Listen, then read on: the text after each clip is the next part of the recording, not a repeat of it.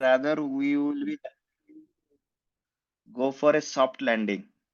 So our team has prepared a lot to make you that confident enough so that you all will be facing and finally acing the NEET super specialty exam with flying colors. So thank you very much for joining, and we are expecting more attendees to join in next 5 minutes or so.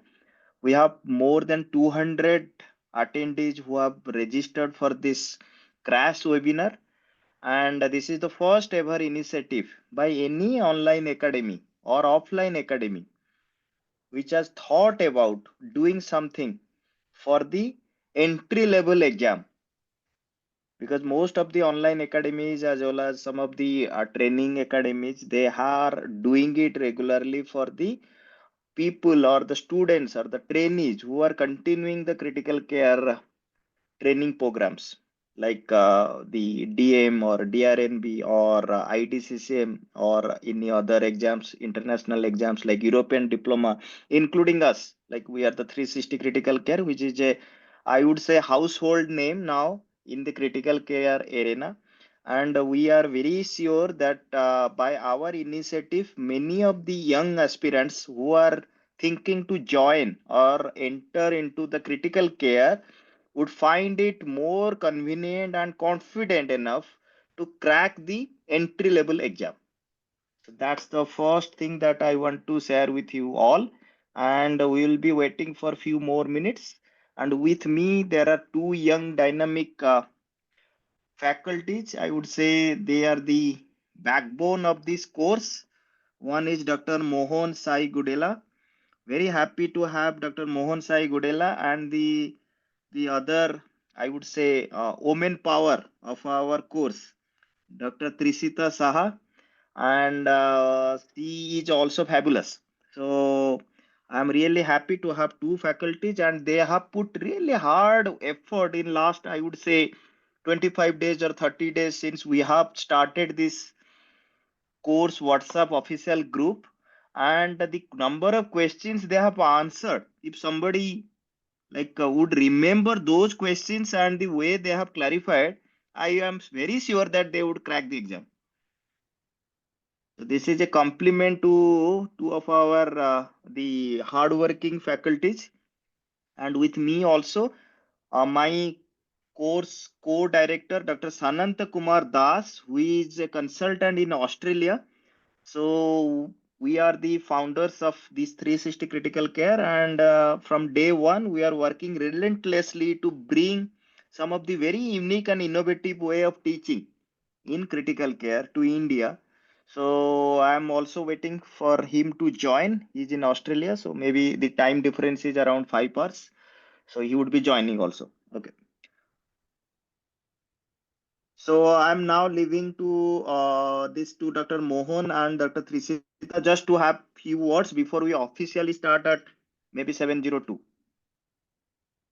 I will be introducing them also.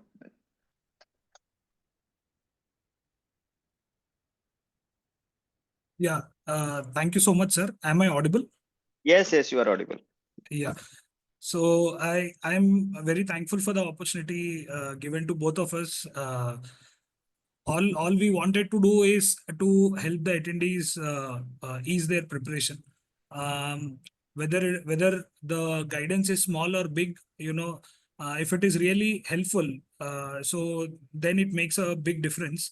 It happened to me during my preparation as well. I did my MD from AIMS New Delhi, and I was doing senior residency at AIMS New Delhi. So then at that point of time, a few of my friends and colleagues have actually helped me in finding out what could be the important topics, where to read from. And then if I had a dilemma, then, they used to, clarify those doubts. And those actually meant a lot. They helped me in my preparation.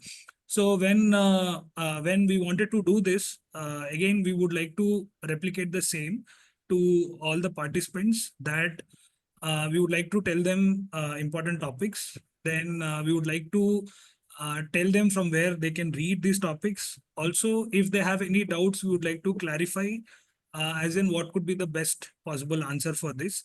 With this, we are looking forward to help you as much as possible till the examination date. Yeah, thank you, Mohan. And I now request Dr. Trisita to have some initial words before we will be officially introducing you, and also we'll start the course or the webinar. Good evening, attendees. Myself, Dr. Srishita. I have done my MD from St. GS Medical College, Mumbai. It was a state college. We had a heavy duty during our times, and I must confess to you that I have not prepared 3 years for any critical care. During my senior residency, I got through the resources through some of my friends, and during the COVID duties, I realized in Mumbai that I wanted to do critical care to the core. So I started preparing, and 6 months preparation, at least you need to crack the examination, whether it's NEET SS or INE SS. Both are a different ball game, but though they are connected in some way or the other, you have to be thorough with your basics, physiology, medicine, critical care, and some subspecialties are important, which I realized during my preparation. There were some hits, there were some misses. So I will share my experience at the last, how to prepare in the half an hour, which we will get for the tips and tricks, which are mine, which may suit you or may not. But it's a hit and trial. You should keep trying and never give up your aim. This DM critical care degree is a God gift to me, I would say. And I thank my teacher. And Tapas sir was one of my inspiration, I must acknowledge, for me joining into the DM course, because he was during my MD course, I met him. He is also pass out of my college, St. GS. He came for a lecture and he inspired me to take critical care. Thanks to you, sir, for once again and giving me this opportunity. And I'm sure that few of the attendees will gain some or I mustn't say that you will give you all. You should also practice. Revision is the key. Okay. Thank you. Thank you, Dr. Trisita. Now I request, or I would rather take 1 second to introduce my course co-director, Dr. Sanant Kumar Das. Again, if Sanant would be also remembering, so we also started in the same fashion like Trisita was like, no, right now telling that during our MD days, we didn't know about that there is a critical care like no super specialty in the form of FNB at that time when we were the trainees. So we were only going through some of the hearsay questions from our previous batch people and trying to like no crack the exam with our knowledge. So without wasting further time, Sanant, who is a consultant, I have already introduced him. In Australia, he has also done his FNB from Indraprastha Apollo Hospital, Delhi. And then he worked for few years in India. Then he moved to Australia, cleared the FCICM exam there, and now he's a consultant. Very dynamic, and I would say one of the finest academician currently we have. Over to you, Sanant. Thank you, Tapas, for that kind words. I don't know how much is true about it, but that's fine. And I welcome our two dynamic other faculties, Dr. Mohan and Dr. Trishita. They have done a fantastic job by compiling few of the memory-based question, I guess, and congratulations to them. Coming up with the idea to help people who are at the doorstep of going into a good specialty or one of the best specialty in medical science. I think it's critical care. As I don't know about other specialty, but as the days pass on in doing critical care, I think I'm getting more and more engaged with the specialty, because there's so much to learn and so much to do, and every day is a surprise in this specialty. So if you guys are thinking about taking critical care as your next domain or next aim in your life, I will congratulate you. You have done a very good choice. We would try to help you out to reach to that goal. And hopefully you guys can achieve what you are aiming for.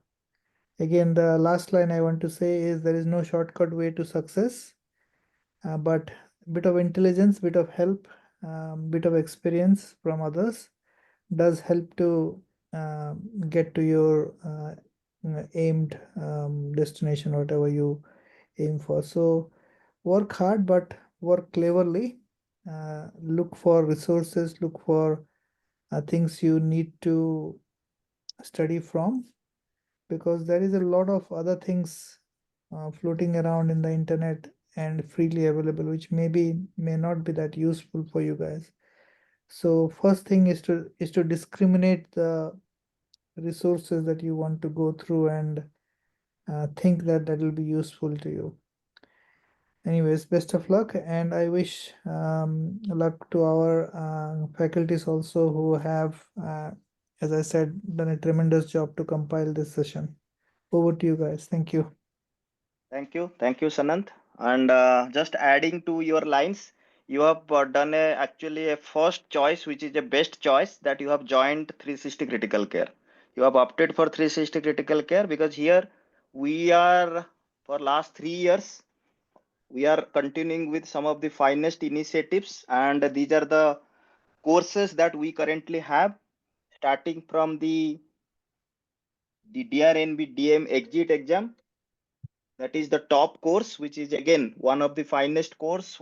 Many of our attendees have cleared this time theory exam, and also they have joined our practical preparatory course also.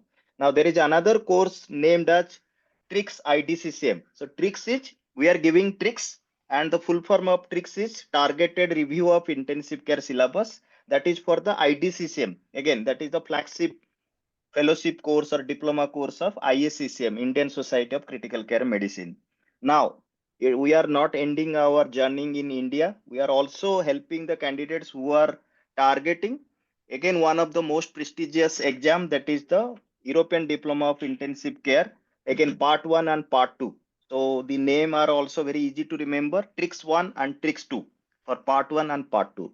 And we are also in the process of introducing many other courses, and the thing that came to our mind when we thought about doing something for our entry level examinations, they are the NEET super specialty, and that's why this is the first time any academy, I would say, or any the educational initiative that has actually done something for the entry level aspirants. And we are here, and we will be definitely helping you out to at least get some confidence. And as Sanant and Trisita has told, it's not always the hard work, rather the smart work that makes the difference. So I am introducing to you two of our faculties. Already they have introduced themselves. Dr. Gudela Mohan Sai, he is MD from AIMS, then DM Critical Care. He is the final year resident from AIMS Jodhpur, India. And Dr. Trisita Saha, again from my alma mater, KM Hospital, MD. And then she has completed this year only DM Critical Care from AIMS Jodhpur.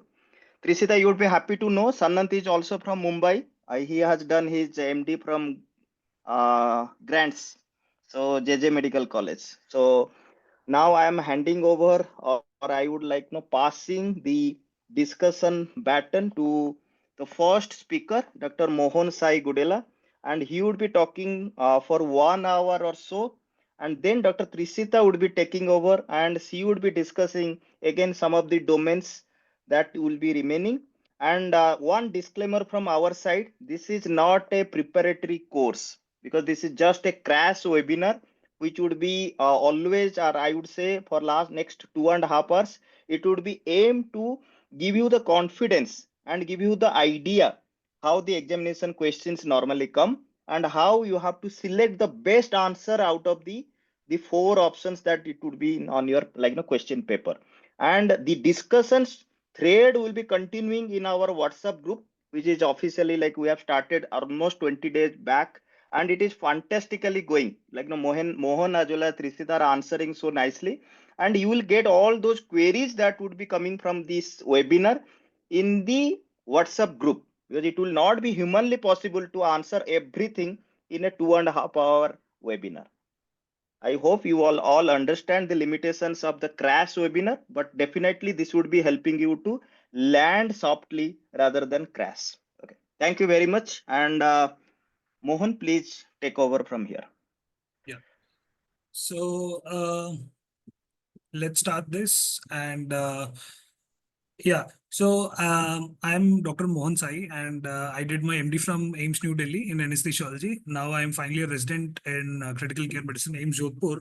With this brief introduction, there is a peculiar way how I, read the questions and try to come to answer. So the peculiar way is that I would like to read a question twice and then read all the four options and then try to pick up the best possible answer. So as far as we understand that our questions would be in the format of choose the single best answer. We hope that that would be in the format, and we have prepared the questions in this format. So I would like to start with pulmocritical care. We have chosen topics based on our experience in giving the competitive exam. So we have around four topics for each speaker, and in each topic we have at least tried to pick up three most important topics in the priority order, and we would like to talk some important points in that particular topic. So with this, I would like to go ahead with the pulmocritical care first. And the first topic I would like to discuss is alveolar gas equation. So usually questions will include not just one-liners. So they might ask what is drug of choice or what is imaging modality of choice, but then they might give up uh, a clinical scenario and they might ask you to calculate certain things. So among lot of calculations, the most important calculation which we felt was alveolar gas equation.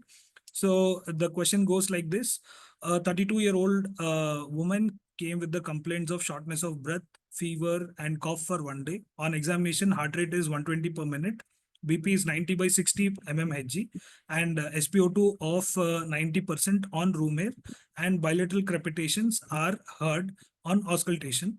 ABG taken while patient is on room air shows a pH of 7.32, PO2 of 60 mmHg, PCO2 of 32 mmHg. Now calculate the A gradient. So the question is calculate A gradient. And I would like to read the question again. A 32-year-old woman came with the complaints of shortness of breath, fever, cough for one day. On examination, heart rate is 120 per minute, blood pressure is 90 by 60 mm of Hg, SpO2 of 90% on room air, and bilateral crepitations are heard on auscultation.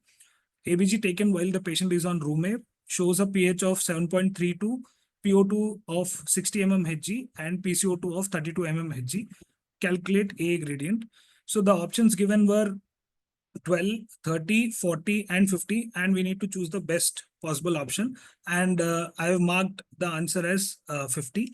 So now, as you know, that alveolar gas equation is basically, it talks about how we need to calculate oxygen gradient, oxygen concentration in the alveolus with the help of alveolar gas equation and PaO2 from ABG.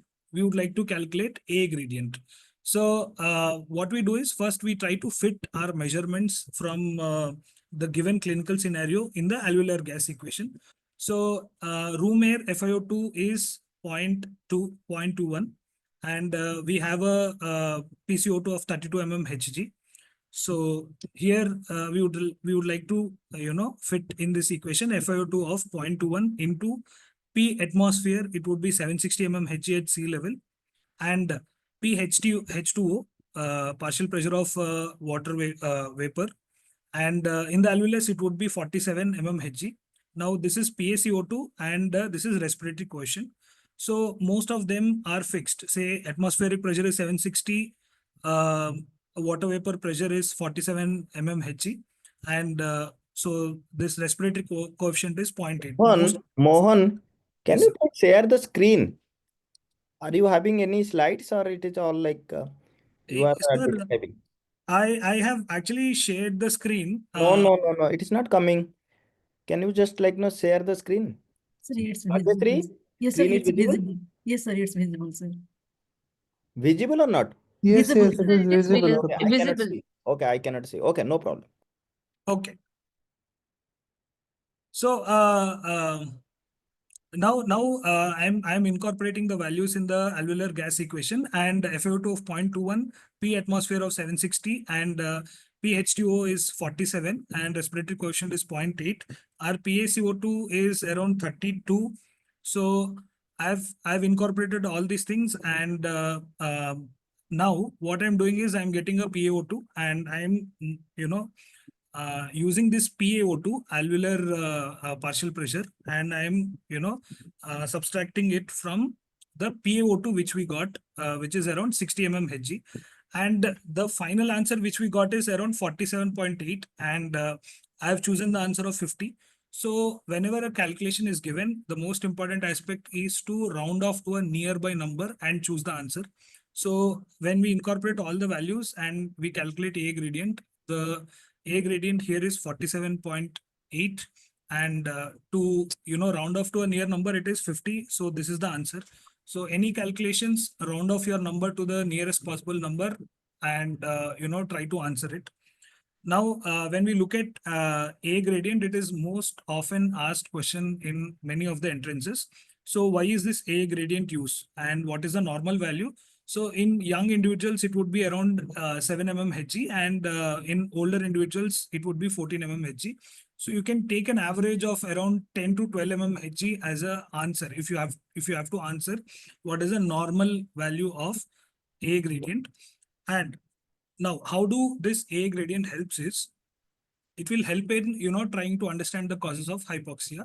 So we have roughly 4 important causes of hypoxia. So one would be because of hypercarbia, another could be because of shunt, another could be because of VQ mismatch, and the last reason would be a problem with the diffusion.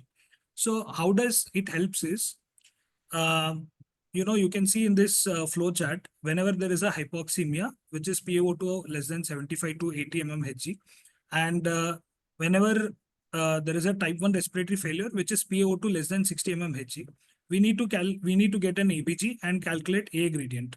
So when there is a normal A gradient, which is around 10 to 12 mm, and then we need to check PaCO2, and if the PaCO2 is high, so the reason for hypoxemia is hypoventilation, and we need to look for the causes of hypoventilation, such as CNS depression, neuromuscular disease, decreased chest wall complaints.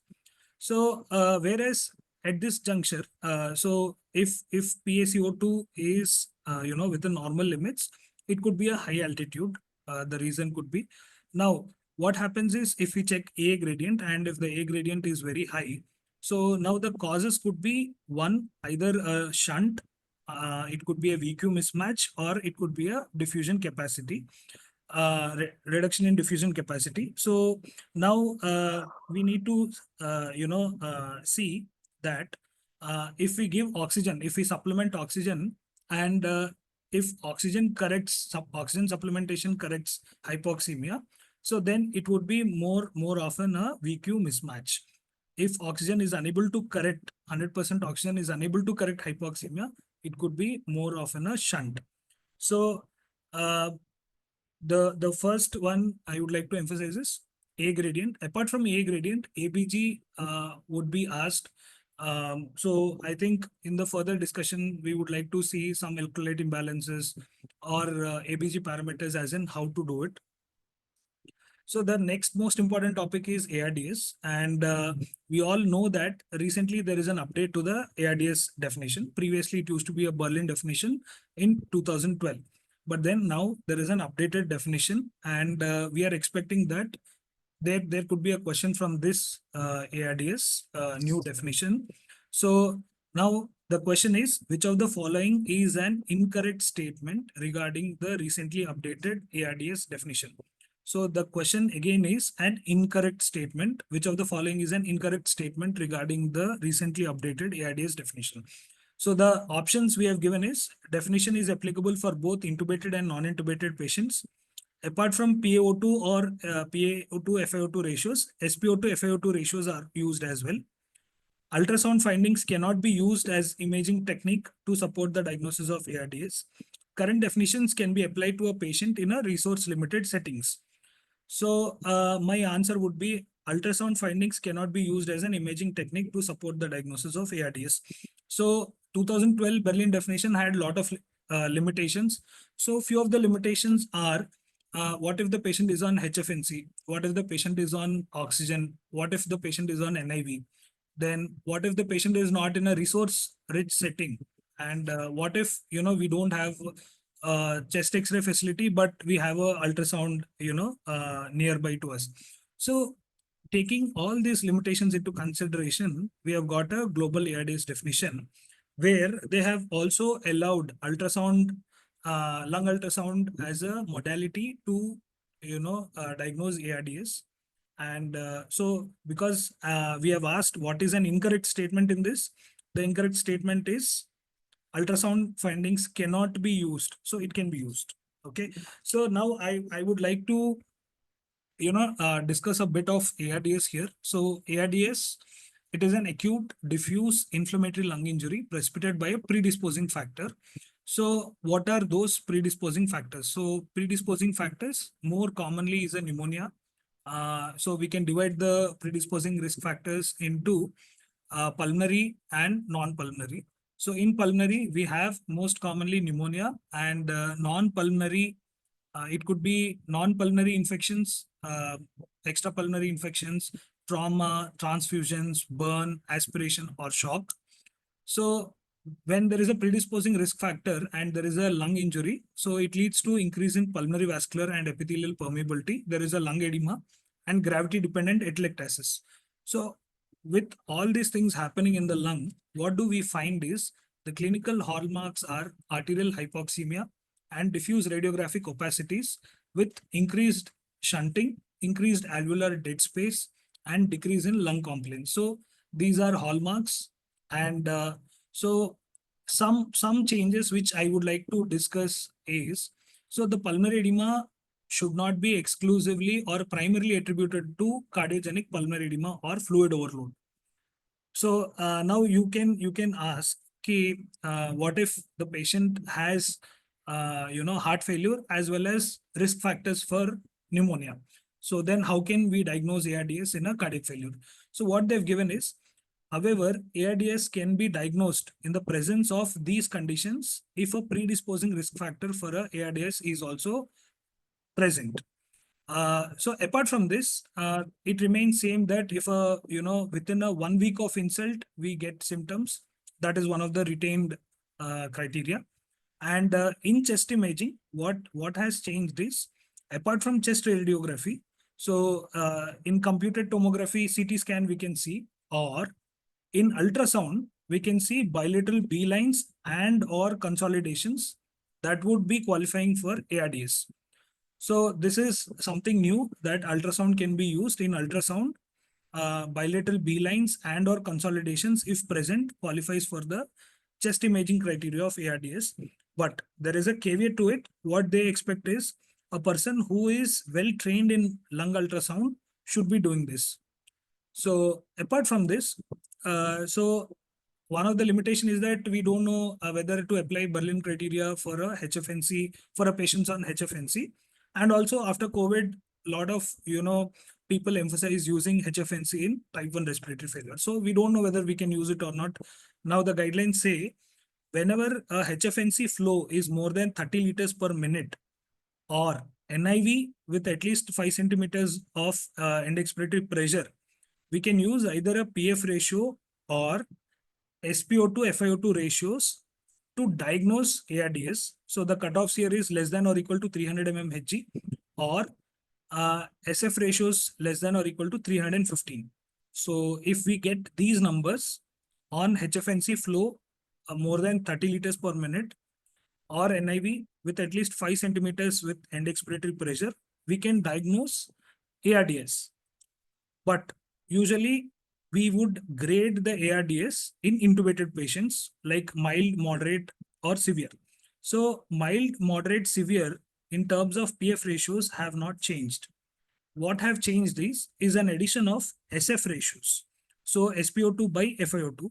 So how do we calculate PF ratios is, we take in ABG PaO2 and we divide it by FiO2. So say that if FiO2 is, I mean, the room air, we take it as 0.21, and PO2, whatever the number we get from the ABG, and that's how we calculate PF ratios.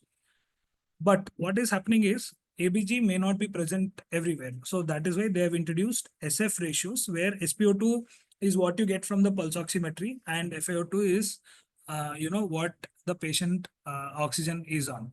So they've given grading as per SF ratios as well. So it is important for us to read and, remember these SF ratios also.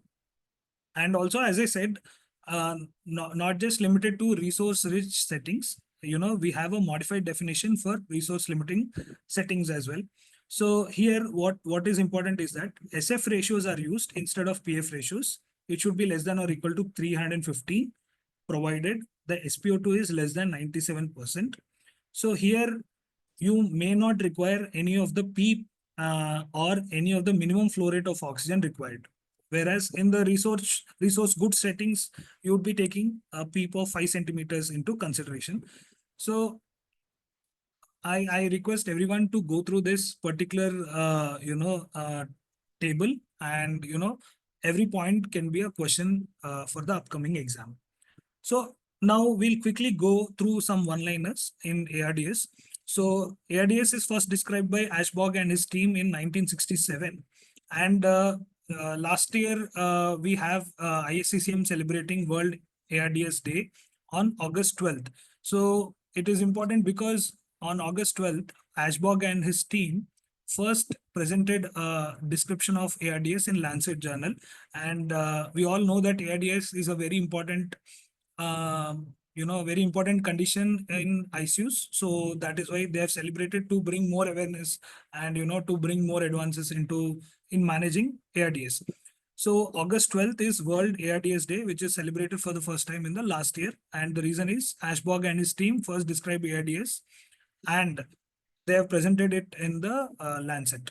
So the most common cause of ARDS is pneumonia more than sepsis. So there is a score which is called as RAIL score. So RAIL score is Radiographic Assessment of Lung Edema score. The maximum score is 12 and the cutoff is 9, to tell that, this looks possibly like a ARDS. Now, if someone asks you what is low tidal volume ventilation, it is 6 to 8 ml per kg predicted body weight. It is not actual body weight, it is predicted body weight. Now, what is a plateau pressure which we target? Less than or equal to 30 centimeters of water, and the target driving pressures is less than 15. Now, they might ask you which of the following are PEEP titration methods. So we can use a PEEP FiO2 table, we can use a volume capnography, we can use driving pressure as a target to set PEEP, we can use PV loops, and we can use stress index. So these are the PEEP titration methods. Along with that, so once ARDS is diagnosed, and when PF ratios is coming around 150 to 200, that is when we need to decide what else to be done. So one of the modalities is to give neuromuscular blockade to make sure that there is a synchronous breathing. So they say that you need to give neuromuscular blockade in early in the disease course, at least 48 hours, in moderate to severe ARDS patients. Now, again, what you do is proning is one of the standard of care in management of ARDS. So the standard is at least up to 16 hours of proning when the PF ratios dip less than 150. So the remaining hours, you would like to keep the patient supine and then continue proning, till the PF ratios improve. So how does proning help in ARDS? So it will reduce the lung compression by heart and diaphragm. When the patient is in supine position, these play a crucial role. Now, when the patient is prone, there is a reduced lung compression by heart and diaphragm.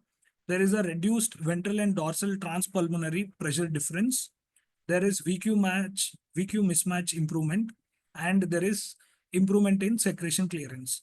So with all these things, proning helps in improving PF ratios in ARDS. And so you have given a low tidal volume ventilation, you have given a high PEEP or PEEP titrated, as per the patient's requirement. You have given neuromuscular blockade, you have given, proning to the patient, but still PF ratios have worsened and the patient is in severe ARDS. So then VV ECMO comes in rescue. So when do you initiate VV ECMO? So the ECMO here is VV ECMO. And when do you initiate?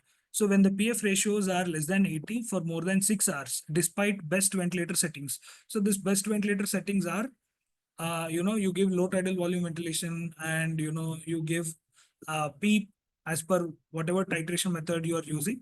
So when you have given the best possible ventilator settings for the case, still the PF ratios is less than 80 for more than 6 hours is when you decide to initiate ECMO, VV ECMO. Or in some times, what happens is we go for a low tidal volume ventilation and sometimes PCO2 goes up. So when the PCO2 is more than 60 with pH of less than 7.25, despite best ventilator settings, then also you would like to go ahead with the ECMO. And Murray score. So Murray score is something which we calculate, to get a guidance as in how bad the ARDS is, as well as, whether initiating ECMO would help or not. So Murray score is more than or equal to 3. That is one of the factor you need to consider whether to start ECMO or not. So ARDS is a very important subject and a vast subject. So there is no end to discussion in ARDS, but we felt these are the important points in ARDS. So now we move to COPD. So many a time COPD has been asked, and the most important question which we felt in COPD is the diagnosis of COPD. So how do you diagnose COPD? So the diagnosis of COPD, the question is, which of the following indicates the diagnosis of COPD? So I read the question for the next time, and then I look at all the options. Pre-bronchodilator FEV1 by FVC less than 0.7. Post-bronchodilator FEV1 by FVC less than 0.7. Pre-bronchodilator FEV1 by FVC more than 0.7. Post-bronchodilator FEV1 by FVC more than 0.7. So the first step is to look at the ratio in the post-bronchodilator state. If it is less than 0.7, it indicates the diagnosis of COPD. And another question which they might ask is the gold grades, and how do you grade the COPD? How do you grade the severity of COPD? So to grade COPD severity, first we need to diagnose COPD. So how do we diagnose COPD? It is FEV1 by FVC less than 0.7. When this is present, so we would like to see how the FEV1 is. So if the FEV1 is more than 80% predicted, it is mild. It is less than 80%, but up to 50% it is moderate. So if it is severe, it would be less than 50%, but above 30%. If it is very severe, FEV1 would be less than 30% of predicted values. So with this, we would like to grade the severity of COPD.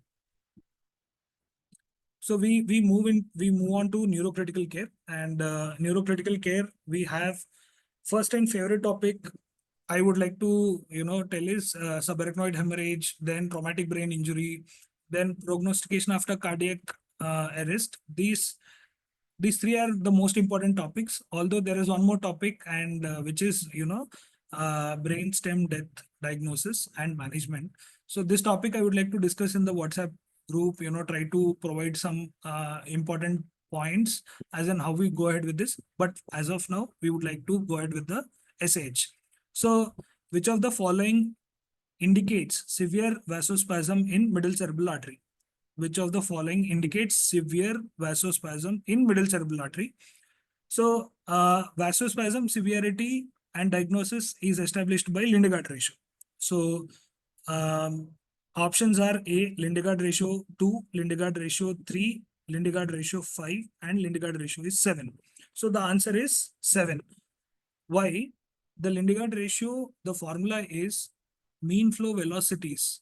I repeat, mean flow velocities of middle cerebral artery in the ipsilateral side divided by mean flow velocities of extracranial component of internal carotid artery of the ipsilateral side, of the same side. So we need to divide these two components, and we get a Lindegaard ratio. So what happens is, whenever there is a SH and whenever there is a vasospasm, the mean flow velocities of middle cerebral artery will be increased, whereas the mean flow velocities of internal carotid artery are within normal limits. So when the numerator is high, the ratio will be high. So the same way, Lindegaard ratio of more than 3 indicates vasospasm. So if they ask which of the following indicates vasospasm in middle cerebral artery, the answer is Lindegaard ratio of 3. Okay. So 3 or more than 3 indicates that there is vasospasm. But to diagnose that there is a severe vasospasm, we need a Lindegaard ratio of more than 6. So the answer here is D, Lindegaard ratio of 7. So if the Lindegaard ratio is 3 to 6, it could indicate mild to moderate cerebral vasospasm. So whereas if it is more than 6, it is severe vasospasm. So I hope, am I clear? I would like to repeat that. Lindegaard ratio is used to diagnose vasospasm when transcranial Doppler is used. Whereas the gold standard is DSA, digital subtraction angiography, is the gold standard of care. But then when we are using a transcranial Doppler, the way to establish diagnosis is through Lindegaard ratio. So how do you calculate Lindegaard ratio? Mean flow velocities middle cerebral artery of ipsilateral side divided by mean flow velocities internal carotid artery of same side in the extracranial portion. Okay, so Lindegaard ratio of more than 3 establish the diagnosis of vasospasm, but severe vasospasm you need Lindegaard ratios of more than 6.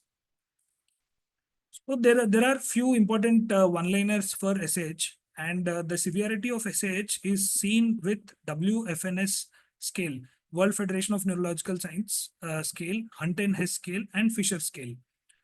And so when we come across the complications of SH, so the first important complication is rebleeding.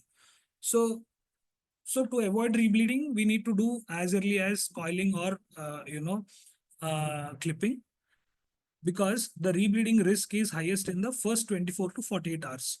Also, what happens is up to 30% of patients will have acute hydrocephalus early in the course of disease. So many might think hydrocephalus is a complication in the late in the course of disease, but up to 30% will experience early in the course of disease. So vasospasm is commonly seen between 4 to 14 days. I'm so sorry, there is a mistake. 4 to 14 days after ictus. The gold standard for diagnosis of vasospasm is DSA, distal subtraction angiography. So what is the drug that has shown to improve outcomes of aneurysmal SH? It is nimodipine. And so there used to be a very popular question which they used to ask in the previous days, which is triple H therapy. So triple H therapy is no longer a valid treatment for aneurysmal SH. Augmented blood pressure during vasospasm might help. So now we come to traumatic brain injury. Traumatic brain injury, previously, the most important and most frequent question, which we used to get is, they used to describe a scenario of a patient who got a traumatic brain injury, and they ask us to calculate GCS. Now, apart from GCS, 4-score has also come into, 4-score has also come into use, and now we have experienced questions on 4-score as well. Now, how is 4-score different is, so it doesn't take verbal response into consideration. So here the question is on which of the following is not a component of 4-score. So again I am reading the question, which of the following is not a component of 4-score. Options: I response, B verbal response, C motor response, and D brainstem response. So the answer here is verbal response. So one of the reasons is that when you intubate a patient, unlikely you would be able to check verbal response. So the most important part of GCS would be a motor response. So what people have realized is apart from eye response and motor response, it is equally important for us to, check for the brainstem response as well as the respiration. Okay. So that is why they have included, in 4 score, two components which are not there in the GCS, which is respiration and brainstem reflexes. So now the 4 score includes eye response, motor response, brainstem reflexes, and respiration. So the answer for the previous one is, which of the following is not a component? So the answer is verbal response. So now neuroprognostication after cardiac arrest. Which of the following does not indicate a poor prognosis after cardiac arrest? Which of the following does not indicate a poor prognosis after cardiac arrest?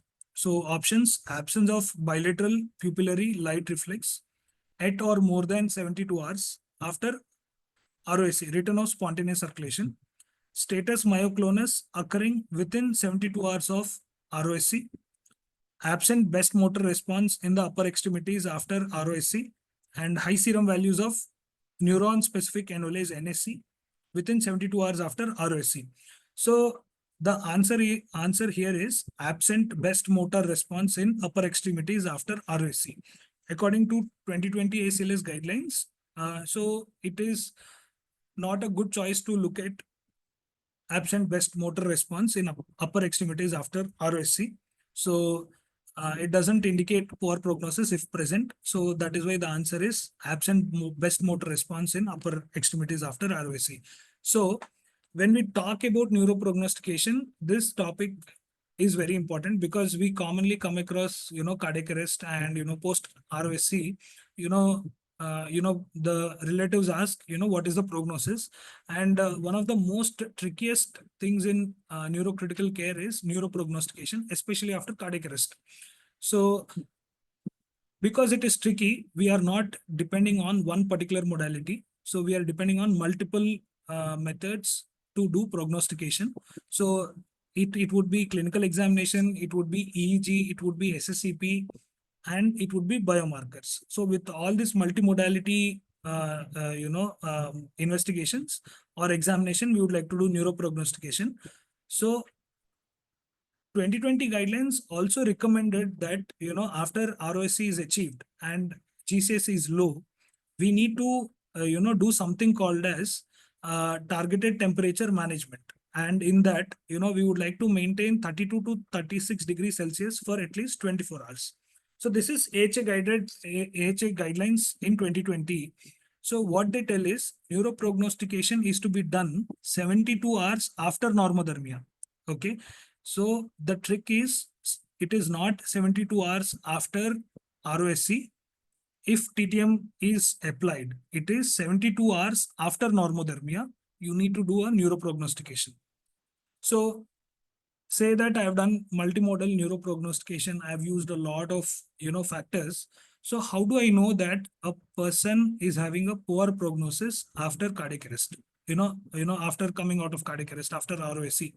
So this has been a question many a time. So factors associated with poor neurological outcome include bilateral absent pupillary reflex at 72 hours or more after ROSC, bilateral absent corneal reflexes at 72 hours or more after ROSC, status myoclonus that has started to occur within 72 hours of ROSC, when you measure neuron specific enolase and there are high serum values within 72 hours of ROSC, persistent status epilepticus 72 hours or after ROSC, there is a burst suppression on EEG in the absence of sedating medications at 72 hours or more after ROSC, and there is bilateral absent N20 SSCP waveforms more than 24 hours or more after ROSC.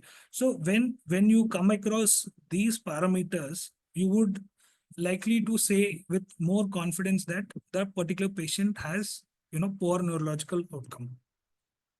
So next, we would like to jump into point of care ultrasound. So, point of care ultrasound has revolutionized critical care in the last, few years.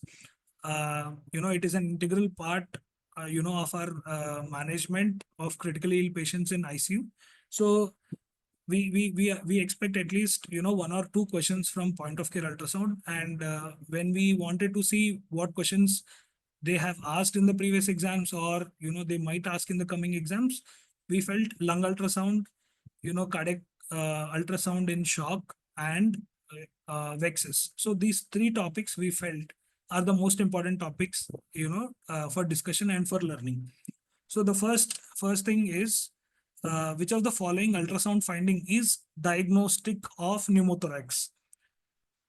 Which of the following ultrasound finding is diagnostic of pneumothorax? So options we have is demonstration of lung point, absent lung sliding, B lines, and lung pulse. So there might be some confusion between absent lung sliding and lung point. So, you know, if the question might say supportive of pneumothorax and there is no lung point, you might answer absent lung sliding. But absent lung sliding is seen in many conditions. Okay, even when there is a severe pneumonia, you can see absent lung sliding. So when there is, you know, unilateral intubation, or there is a disconnection of ventilator when the patient is not taking spontaneous breaths, so then also you would see absent lung sliding. So absent lung sliding is not specific for pneumothorax, but it can be seen in pneumothorax. Now they're asking what is the diagnostic of pneumothorax. So the diagnostic would be demonstration of lung point. So now what is lung point? We would like to see in the video. So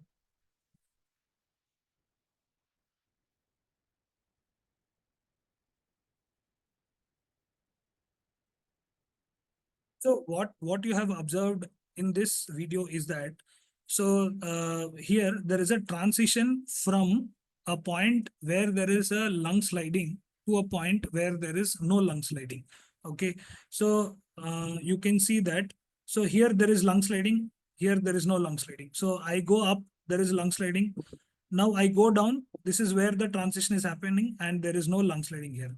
So whenever there is a transition from lung sliding to absent lung sliding, that we call as a lung point, and demonstration of lung point is diagnostic of pneumothorax. Other things can also be present. So there can be absent lung sliding, there can be A lines. If you use M mode, we would get stratosphere or barcode sign. But the most important thing is demonstration of lung point. So also, you know, sometimes you might be asked, you know, some terms and asked you to identify the underlying pathology. So we have got some named signs in the lung ultrasound. Okay, so the first is shred sign in pneumonia. Okay, shredding is nothing but there is a discontinuity of pleural line because of subpleural consolidation. Okay, so I'm playing this video and you can see this is the pleural line. So this is the pleural line, and there is a discontinuity in the pleural line because there is a subpleural consolidation. So by the way, can you guys tell, you know, what is this particular sign? So if I freeze this image in the video, so looking at this image, what can you find? So this is called as a bad sign. So bad sign is when there is a rib, and, you know, there is a pleural line. So this is a basic demonstration of lung ultrasound. So bad sign is there. Along with the bad sign, we have a shredding which is present in this video. So this is shredding. So apart from that, we have something called as dynamic air bronchogram, which is seen in the pneumonia, and there is static air bronchogram, which is seen in the atelectasis. So you would have noticed that, you know, in both pneumonia or atelectasis could be a differential diagnosis in, you know, in certain patients. So how do you identify is when you do lung ultrasound, and, you know, the next image I would show is this. So when you do lung ultrasound, and when you keep at the Plapp's point, you would see that there is, you know, spleen or liver and the lung looks almost same. So this we called as hepatization. Along with the hepatization, you would see that, you know, hyperechoic, you know, substance, or, you know, hypoechoic movement you can see when you know, the patient is breathing. So you can see hyperechoic movement, you know, here. So this is called as air bronchogram, and it is dynamic. It is moving with breathing. So whenever there is a hepatization of the lung, as well as hyperechoic movement of secretions which can be seen in the lung ultrasound, then we call it as a dynamic air bronchogram. So it is seen in pneumonia and it is virtually diagnostic of pneumonia, whereas you don't see this hyperechoic secretions movement with the respiration. So that is what we call as static air bronchogram, and it is seen in the atelectasis. Now there are some some named signs for pleural effusion as well. So when you do lung ultrasound, whenever there is a hypoechoic, structure or anechoic structures that is present, we would like to say it as a, pleural effusion. So here in this, you can identify that this is liver, this is diaphragm, and there is some anechoic to hypoechoic structures, or maybe some, fluid that is seen. So this is diagnostic of pleural effusion. Also, we can appreciate that we are able to see the spine. Okay, we are able to see the thoracic spine, which is normally not visible on a normal lung ultrasound. So this is called as spine sign. Okay, so we have a spine sign, which is diagnostic of pleural effusion, jellyfish sign, which is diagnostic of pleural effusion, a quad sign and sinusoidal sign, diagnostic of pleural effusion. So we would see quad sign and the sinusoidal sign here. So what happens is, if there is pleural effusion, so the pleural effusion is between the two pleural layers, okay, parietal and visceral layer. And you can see the separation, and there is a high anechoic fluid in between the pleural lines. So this is, we call it as a quad sign. And at this point, if we do a M mode, so if we do an M mode, that is where we get a sinusoidal sign. Okay, with the movement of lungs, we would get this sinusoidal pattern on M mode. So now the next question is point of care ultrasound in the shock. Which of the following focus protocol is not used in evaluating a critically ill patient in shock? So I repeat the question, which of the following focus protocol is not used in the evaluating a critically ill patient in the shock? So rush protocol, false protocol, EFAST protocol, and blue protocol. Blue protocol is basically something you do for a acute breathlessness, acute dyspnea in ICU. You would do a blue protocol. Rest of the three protocols, they usually are useful for patients who are in the shock. So now why am I reading the question twice? Okay, why am I reading is, the second time I would like to pick up the most important point of the question. Okay, so here the most important point of the question is not. Okay, so if you miss this not, the answer is different. Okay, so you would be getting confused what could be the answer. So the most important thing is, when you're reading a question once, you will understand what the question is about. But in order to approach to the answer, second time you need to read and pick up the most important part of the question, which is not, incorrect statement. Okay, which of the following is not a right option, correct option? So these important question you need to pick up. So here the answer is blue protocol, and blue protocol is basically used in evaluating a acute dyspnea patient in an ICU or in any emergency settings. Okay, so here we have in lung ultrasound, we do whether first we will see lung sliding is present or not. So it will be divided as present or absent. Okay, so if lung sliding is absent and we have a B profile is B lines are present, so then we call it as pneumonia. Whereas if lung sliding is absent and there is an A profile along with a lung point, so along with a lung point, it is a pneumothorax. Okay, so just by virtue of absent lung sliding, we cannot diagnose pneumothorax. It could be a pneumonia also, especially if there is a B profile. So now, if lung sliding is present and there is B profile on both sides, it is pulmonary edema. If lung sliding is present and there is an A profile, A lines are there, So then we would try to see whether DVT is present or not. If DVT is present, it is pulmonary embolism. If DVT is absent, okay, then we would like to see Plapp's point. So in Plapp's point, we might find pneumonia. If we don't find pneumonia, it could be a COPD or asthma.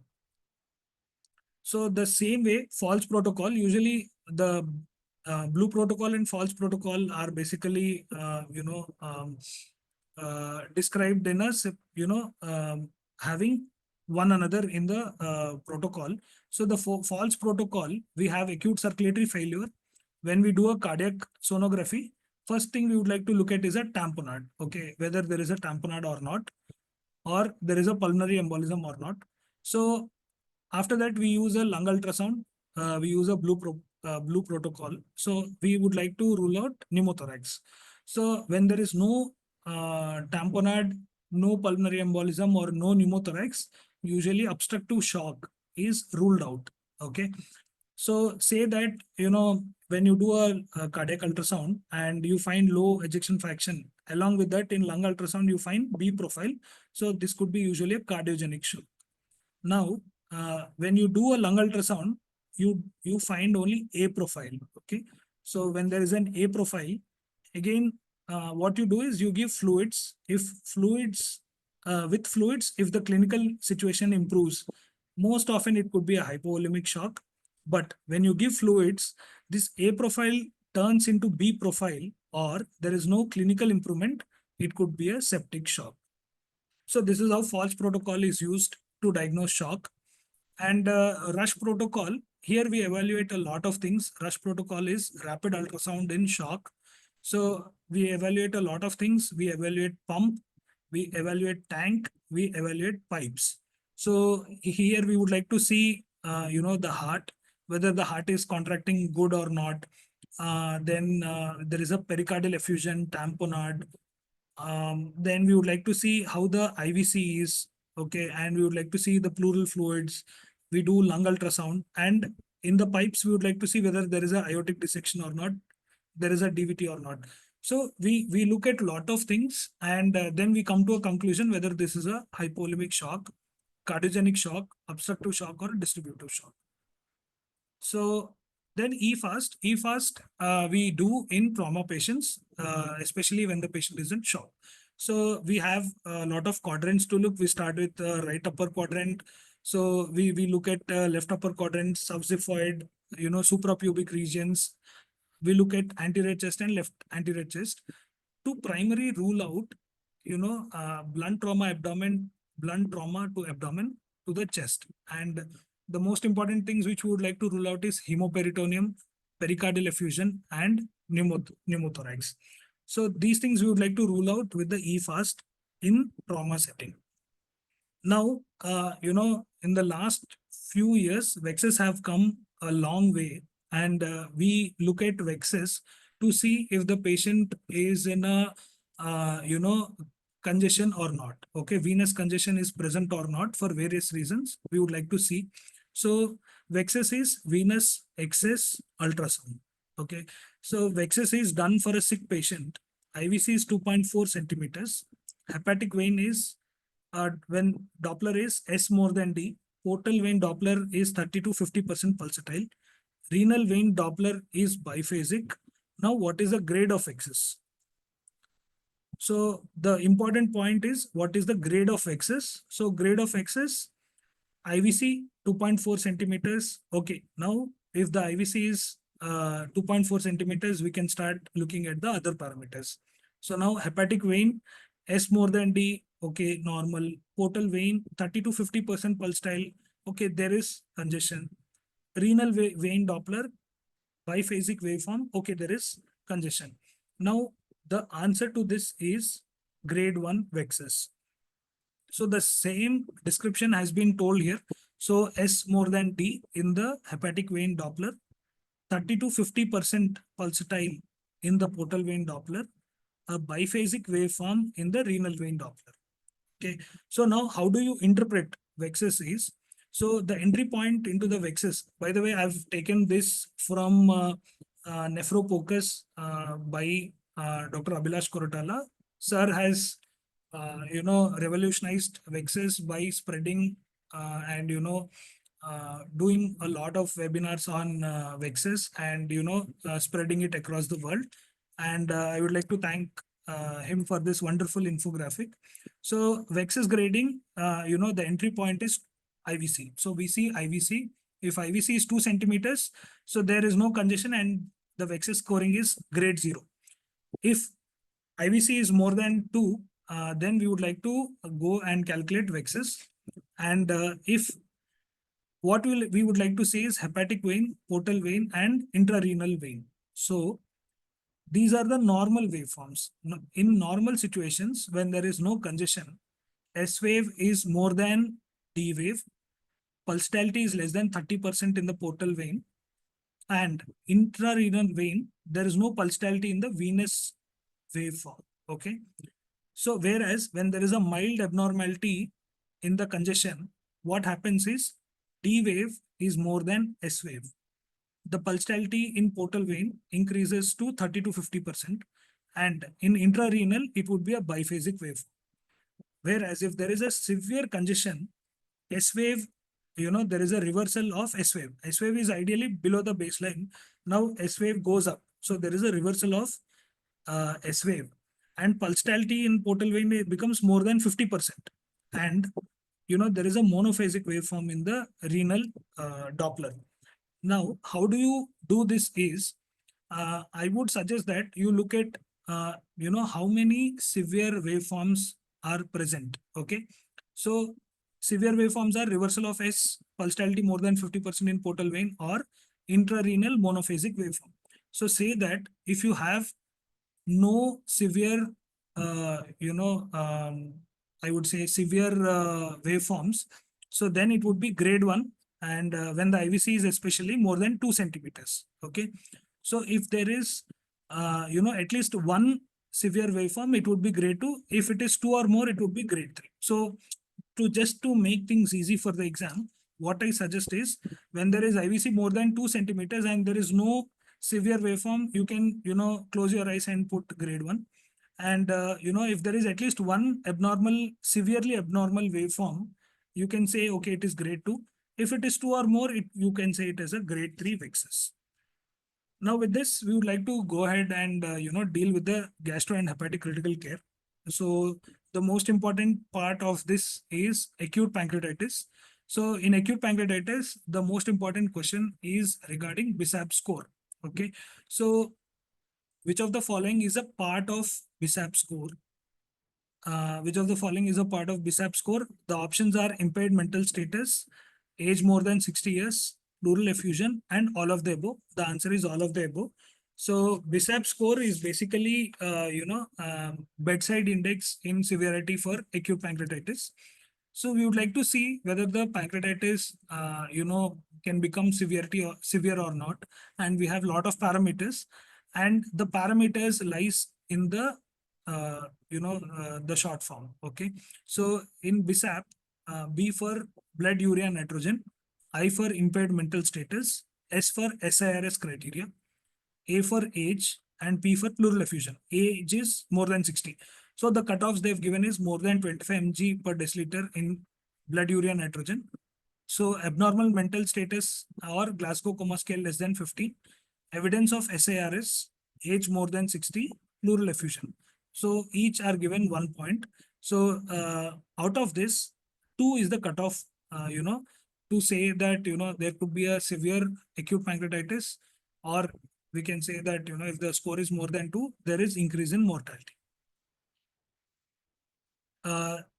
Other things are important in acute pancreatitis as well. What we would like to do is to try and, give the most important points of acute pancreatitis in a small file, in the, maybe next 1 or 2 days in the WhatsApp group.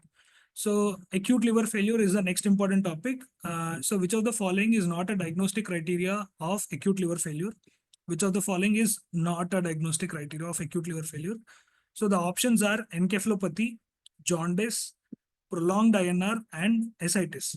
So, what we can say is that within the duration of 28 days, if there is a combination of jaundice, encephalopathy and prolonged INR, we would call it as acute liver failure. Ascites is usually not seen in acute liver failure. So whenever there is a liver disease and it goes into decompensation and it is so that is where the ascites comes up most of the times. Okay, so there is a nice infographic which they have given. So in the acute liver failure, there is a combination of encephalopathy, jaundice, and prolonged INR, and the duration is 28 days. So then you would call as acute liver failure. Whereas if you want to know what is subacute, so it could be over 3 months, and here the ascites has come up. Okay.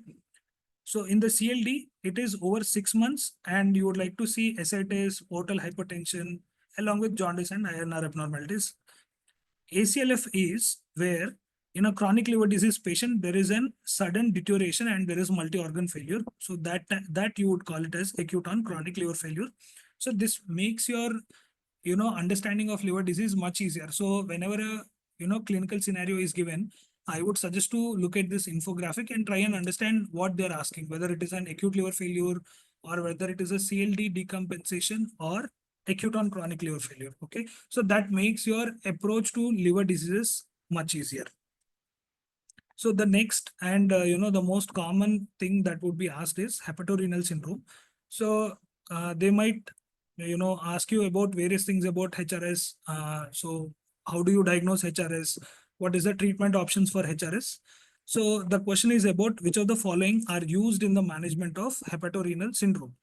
So which of the following are used in the management of hepatorenal syndrome? Albumin, terlipressin, liver transplant, all of them. So the answer is all of the above. And so in hepatorenal syndrome, what happens is we use albumin. At the same time, the cornerstone of the therapy is terlipressin.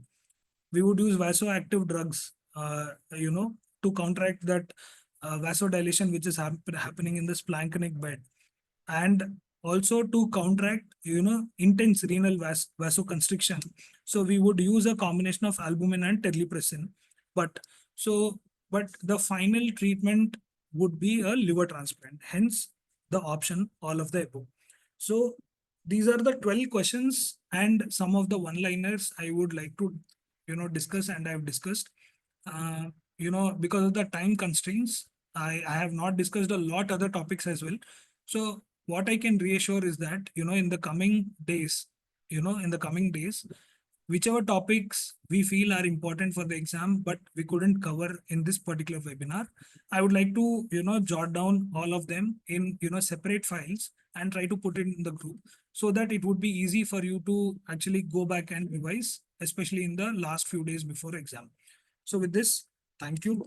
And the next, Trishta ma'am would like to go ahead and continue with the topics. Ma'am. Thank you, Mohan, for the wonderful presentation. I'm trying to stop the sharing.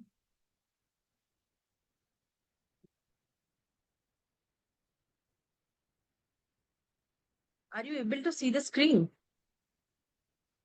The screen is visible. Yeah, screen is visible, ma'am. Okay. So, and I'm audible. Yeah, you are audible, ma'am. Okay. So, good evening, all. So with this, I would like to start my presentation. So the first question, before starting, I would say that I will give you 15 seconds. After I read the question and the options, try to answer in the chat box. So I want to be this is to be an interactive session, because only 2 weeks are left. Most of you would be done with your preparation. This is not a preparatory course, I would say, but rather a brain teaser or brain tussle given to you. You should be solving these questions rather than relying for the whole theory part. I would be in one MCQ, I would be discussing the lot more important points which are related to the MCQs. And believe me, some MCQs which I have prepared were given during my examination. during the NEET SS, I faced this special MCQ, which I'm starting, was really similar kind of MCQ, which I faced in my paper 3 years back. So with this, I start my presentation. This is Mr. Sharma, a 32-year-old software engineer with a family history of sudden cardiac death. Presents with intermittent palpitations, dizziness, and near syncopal attacks, particularly during exercise. His ECG reveals the following. The ECG is shown, while further investigations were done, which includes echo and cardiac MRI, showing right ventricular abnormalities and fibrofatty infiltrations. So with this background, what is your diagnosis?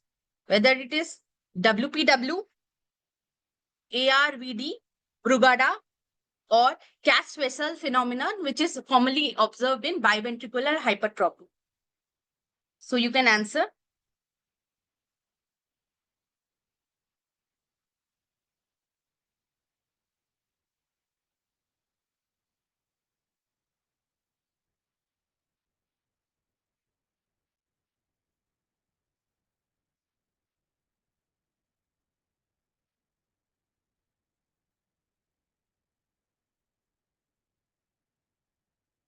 You see, there is a confusion between B and C. Good.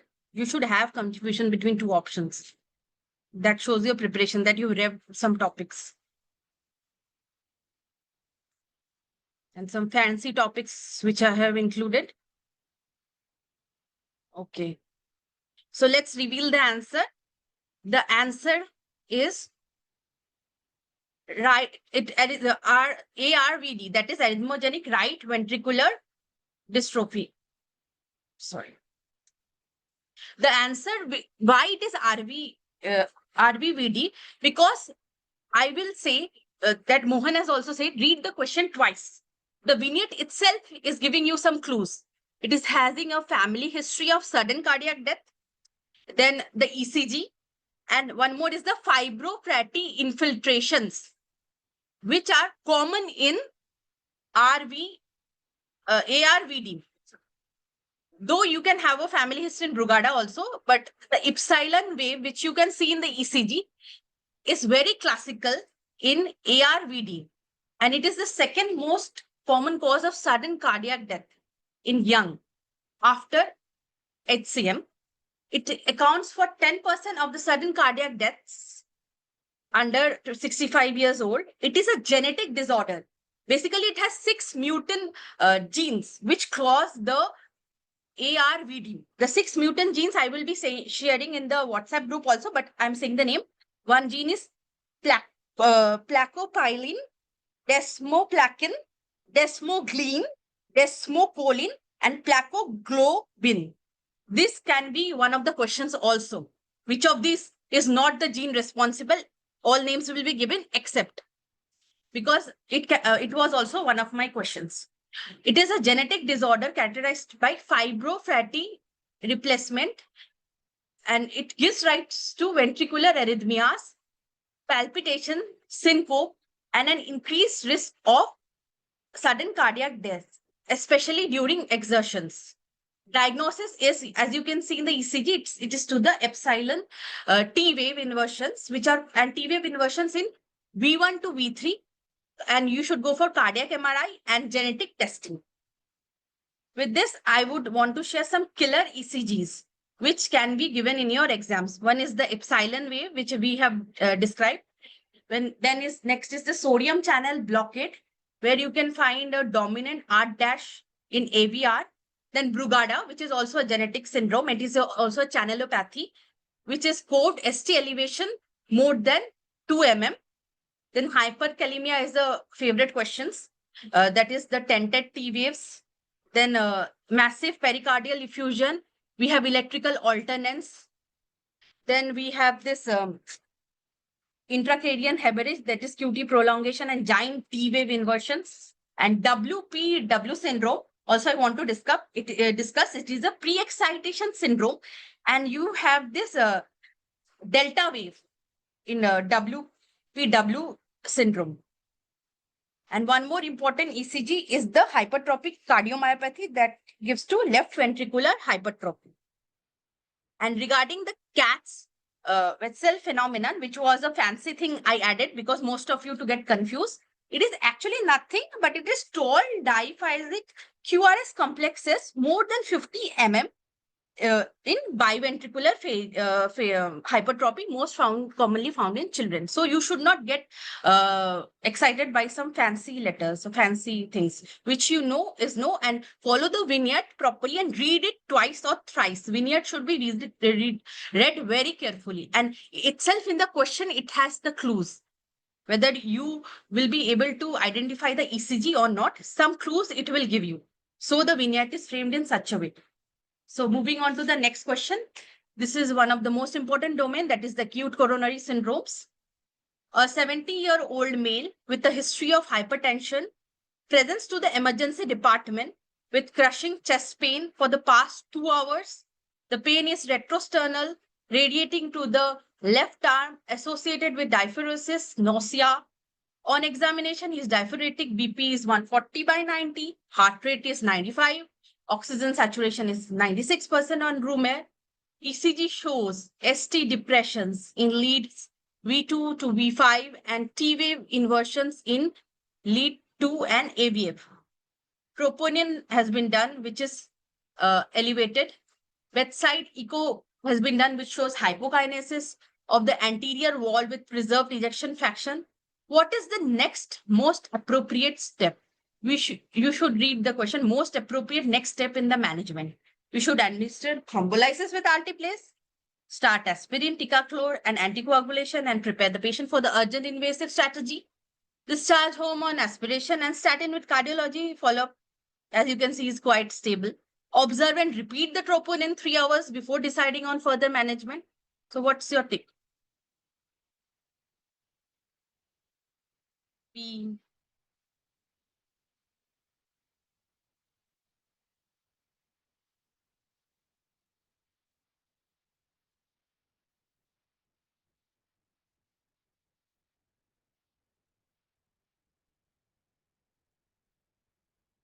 B. Okay. Everybody is very fond of ACS. You should not actually get wrong answers with ACS. It is a very important topic. So the answer is B. Start aspirin, ticaclor, anticoagulation, and prepare for an urgent invasive strategy. The patient presents with ACS with ECG changes, that is ST depression. So you can know it is a non-ST elevated MI. The presence of anterior wall hypokinesis on echo further supports the ongoing ischemia. But you should be familiar that fibrinolysis is highly contraindicated. You should not perform. There was meta-analysis and everything. You should not. It is contraindicated in non-ST elevated MI. You should always go for invasive strategies. Instead, if it is not available, use dual antiplatelet therapy, anticoagulation. Early angiography is advised. So you should, after the patient comes in emergency, you should do the TIMI grading and GRACE. I would be posting. It is actually a calculation with many parameters. You should be knowing the components of these rather than mugging up whole, but you should be stratifying the cases: high risk, intermediate risk, and low risk. High risk, early coronary intervention, angiography, it advised, that is within 24 hours. But if it is intermediate risk, you should go for angiography within 24 to, that is a delay strategy which we take, 24 to 72 hours. And low risk, you can go for conservative management. I will be sharing the GRACE and TIMI this, and there is also TB score also, some according to brain also, some likewise scoring part. Actually, I will be posting in the group because a lot to cover. So with this, we come to another favorite topic of the examiner. You shouldn't leave this topic. I have named the disorder, but sometimes it is not named. You should be able to finding with the vignette. I will be reading the question to you. 56-year-old man with a history of metastatic lung cancer presents to the emergency department with sudden onset dyspnea, chest pain, and profound weakness. On examination, he is tachycardic and hypotensive with distended neck veins and muffled heart sound. What is this triad known as? You should be answering this. Only this triad can be given and you should be able to make the diagnosis. What is this diagnosis? I have given you the diagnosis though, that is cardiac tamponade. But that is not the question. But this triad is known as, yeah, great. So you are well read actually, and you should be, because 2 weeks are left. The point of ultrasound reveals all except, you should read this, all except. This is option A is tricuspid inflow, E velocity decrease of more than 40% with expirations compared to inspirations, Draeger shaped LVOT-VTI, right atrial collapse, or plethoric IVC. What is the answer?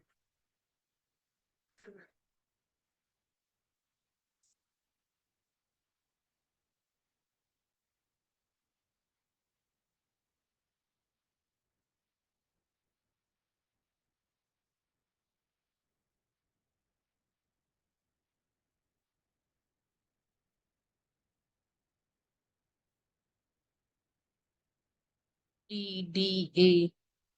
D. We should have multiple answers. Yeah, great. Somebody is doing great reading. Chalo, we will reveal the answer. Answer is Draeger shaped LVOT-VTI. Because this is a case of cardiac tamponade and we generally don't see Draeger shaped LVOT-VTI. In a case of cardiac tamponade, we see early diastolic RV collapse, RA collapse in atrial diastole, ALA collapse in atrial diastole, dilated IVC with loss of respiratory collapse. Ventricular interdependence is an important topic. Swinging heart and Doppler surrogates of pulsus paradoxus. Pulsus paradoxus also should be read. So in this, we actually see the Beck's triad, which you have answered very beautifully. It consists of 3 triads, that is hypotension, muffled heart sound, jugular venous distension, a decrease in systolic pressure of more than 10 mm in inspiration, that is pulsus paradoxus, and the electrical alternance ECG, which I had showed you earlier, is classically, you can be given a ECG also in this kind of questions, where the electrical alternance is found. Then most important, there is equalization of pressure. You can be given a hemodynamic questions also, where they could give you some parameters and showing the equalization of pressures, that is right atrial, right ventricular, and pulmonary capillary wedge pressure is equalized in this due to pericardial compression. Okay. So this is an important topic. Tamponade should not be left. So I will show you this ECG, this echo pictures. Tamponade physiology depends on the rate of rise of effusion and the pericardial compliance. It should be not the amount of the fluid actually differs. It can be a little amount causing the tamponade physiology. And if it is chronic, then it may not give you a tamponade physiology, rather it gives you a pericardial effusion. We should right-sided chamber collapse is also one of the classical echo features. Then you can have a plethoric IVC because there is increased intrapericardial pressure, compression of the airway, hindrance to the venous return. And one of the most important nowadays is the Doppler surrogates. With this, actually, you should have an exaggerated respiratory cycle changes. To know the respiratory cycle changes, you should have a respirometer also. There is a tracing in this picture, it is not evident. In down, there is a respirometer tracing, which shows the inspiration and the expiration graphs. It goes like this.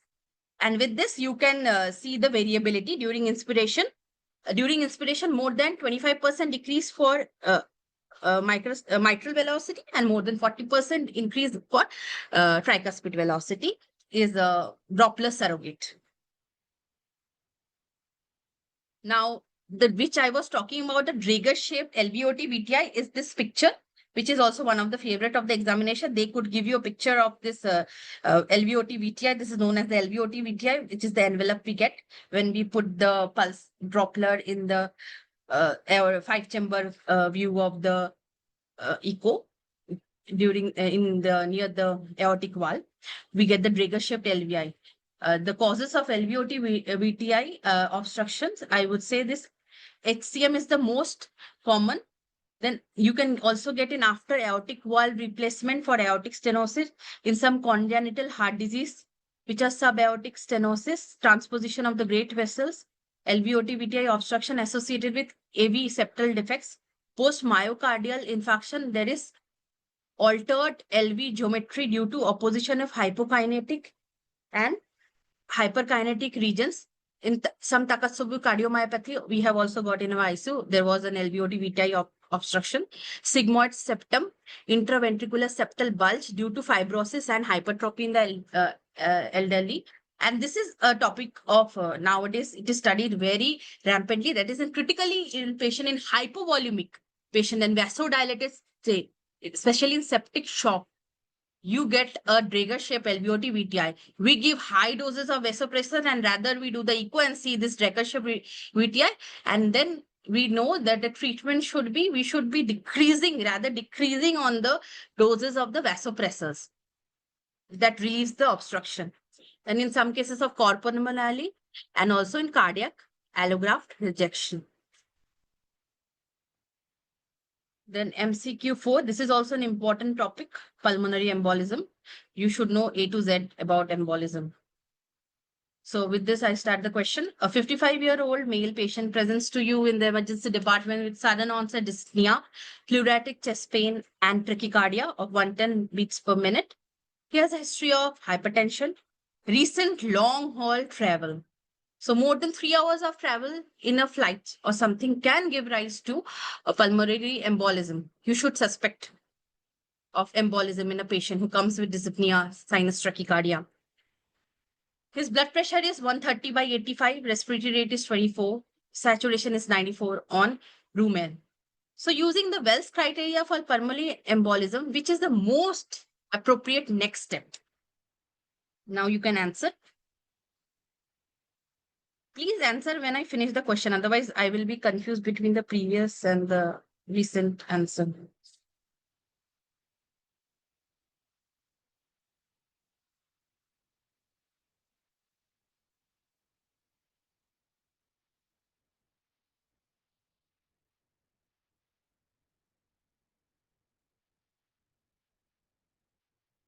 Somebody, they have answered B, C, A.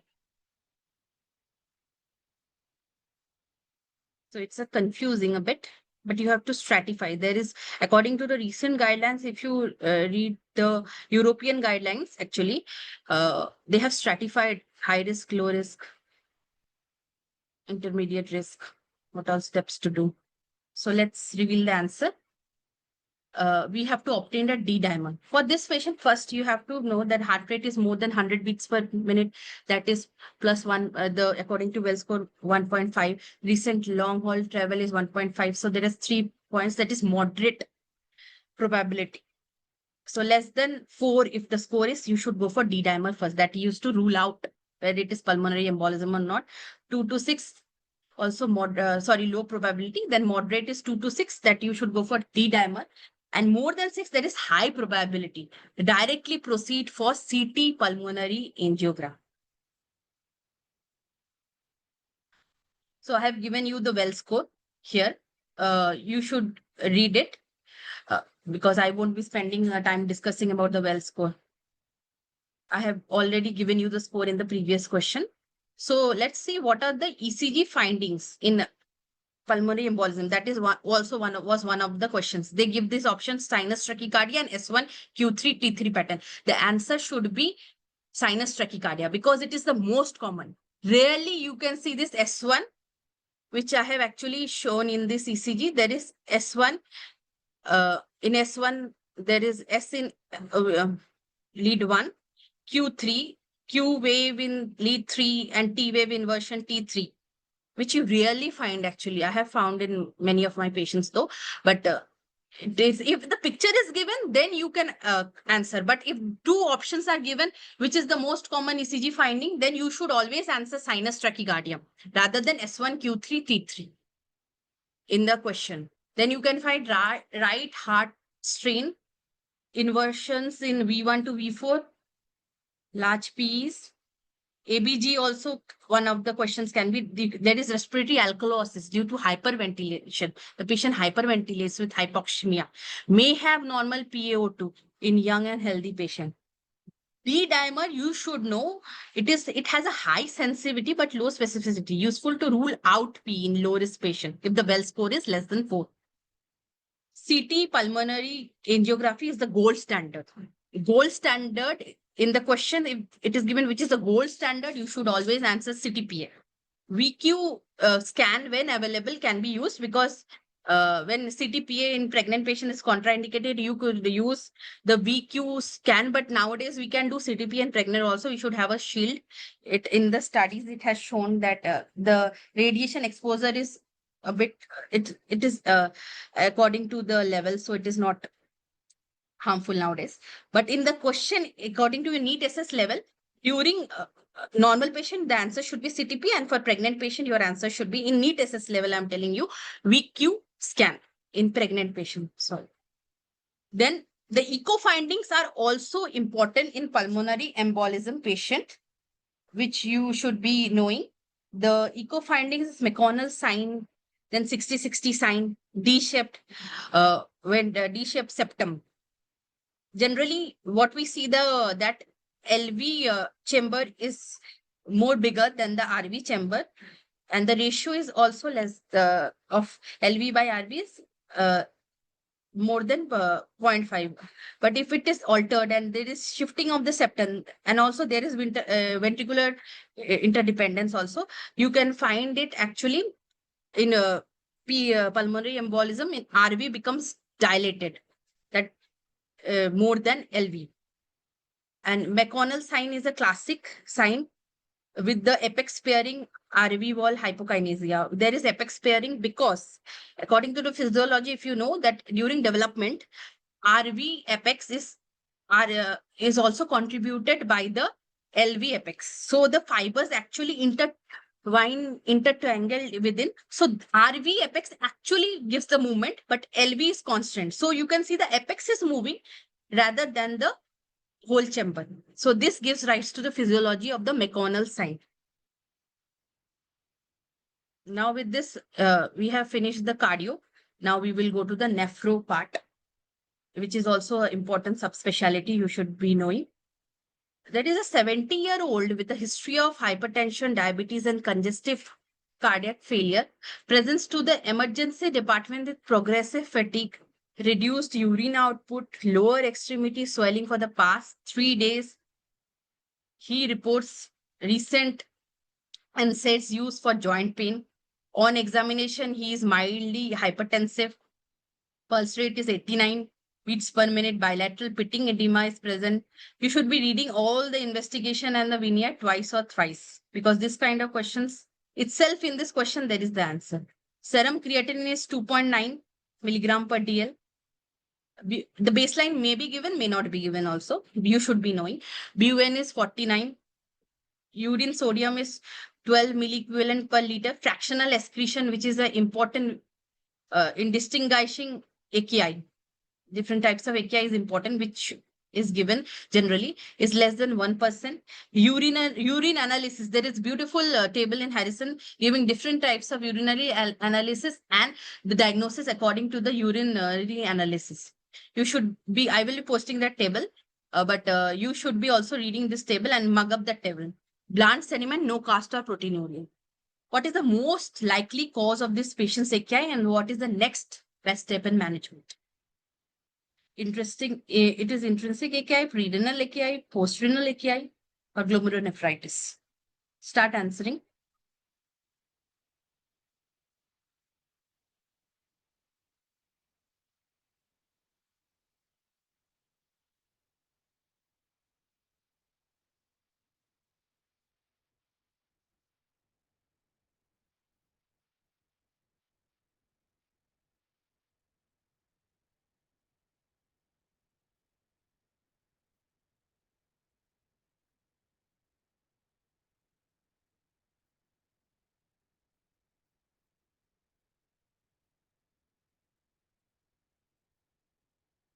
So many have answered B.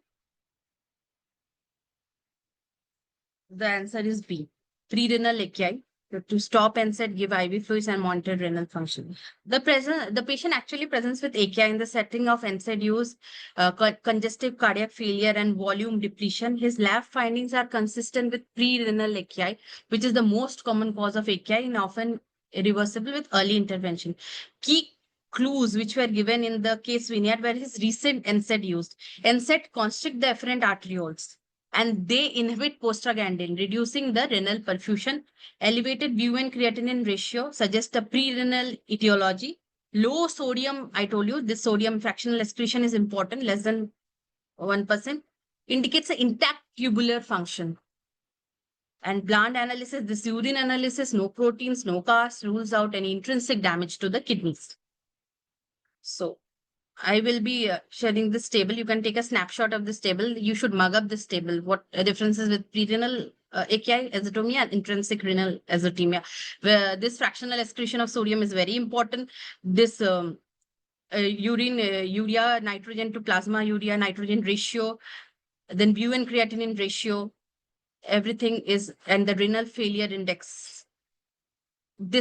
All this thing, and the urine specific gravity, everything, actually every point is important in this slide. So you can take a screenshot since the PPT won't be shared.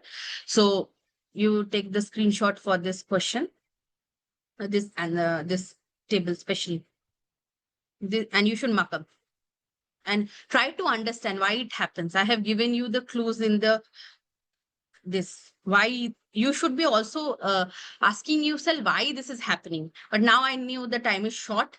Your physiology and medicine part should be strong actually to answer any critical care. Medicine is an extension of medicine in acute settings and physiology. Concept, everything should be within your neurons. Well read.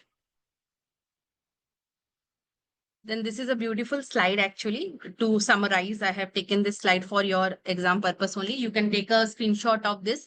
What is the pre-renal, intrinsic, and post-renal AKI? How to diagnose, and what is the management? It is given in key points. Short, I have found it. So I have given you this. For pre-renal, there is mechanism is intrarenal vasoconstriction, systemic vasodilatation, volume depletion. Diagnosis should be history, urinary analysis, and labs. Management is fluid restriction. Actually, you have to manage according to the causes. Fluid restriction to correct underlying volume deficiency, diuretics if there is heart failure. If this patient had heart failure, congestive cardiac failure, which somebody has pointed out, right? He has CRS, that is a cardiorenal syndrome. Intrinsic AKI is there is glomerular. There will be RBCs in the urine analysis. Proteinuria. Proteinuria more shows a glomerular pathology. So it is a intrinsic AKI. Then interstitial can be due to eosinophilia. You can see on blood, if the CBC report is given and there it shows eosinophilia, that is a Q point, then it is interstitial. Then tubular renal casts and pigmented casts. Then there can be vascular causes also. To diagnose, you should do a ultrasound, a urine analysis, and renal biopsy. And the management is avoid nephrotoxic drugs, treat the underlying cause. Post-renal, every patient going of AKI should, in ICU, I'm telling, should go on USG, because post-renal, sometimes you can find obstruction to the urinary flow. You are thinking to be a cause of intrinsic or prerenal, but it happens that there is a stone, any cysts, tumors. So ultrasonography is the first test you should be doing in any renal pathology. And if it is intrinsic, it may show the shrunken size of the kidneys. A diagnosis is through renal ultrasound, relief of the obstruction, catheterization, percutaneous drainage, or stenting as appropriate according to the pathology. This classification, I would say, rifle, I have given Kidigo, and this Akin, you should be knowing by heart. All more or less, they are similar if you read it. I will share the slides of these three classification, but they are important. And the indications of renal replacement therapy are also important. That is due to refractory hyperkalemia that is not managed by medical treatment. All not managed by medical. First, you have to try the medical treatment. Then it is refractory. Then you should go for RRT. Then there is refractory volume overload with anuria or oliguria, intractable acidemia, uremic complication, and there is something removal of toxins. You have to go for ISD. So with this, we should go to the next question. A 56-year-old man with a history of type 2 diabetes and hypertension presents to the emergency department with the complaints of generalized weakness, nausea, decreased urine output for the past 3 days. On examination, he is drowsy, has bilateral pedal edema. His vital and lab findings are this: blood pressure 170 by 100, creatinine is 8.5, BUN is 90 milligram per DL, serum potassium is 6.2, pH is 7.2, 7.1, urinary output is 200 ml over the past 24 hours. So what should be the appropriate step? Start intravenous fluid and monitor the renal function, administer soda bicarb and insulin for metabolic acidosis and hyperkalemia, initiate emergency RRT, prescribe diuretics and restrict your sodium intake. What is the answer?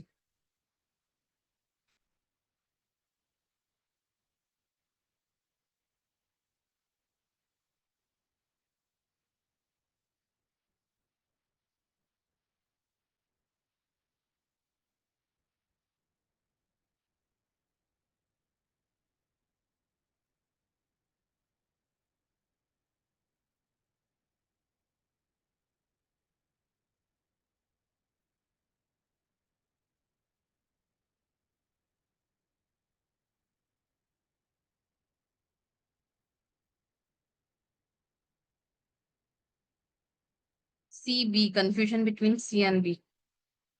Okay. Let's reveal the answer.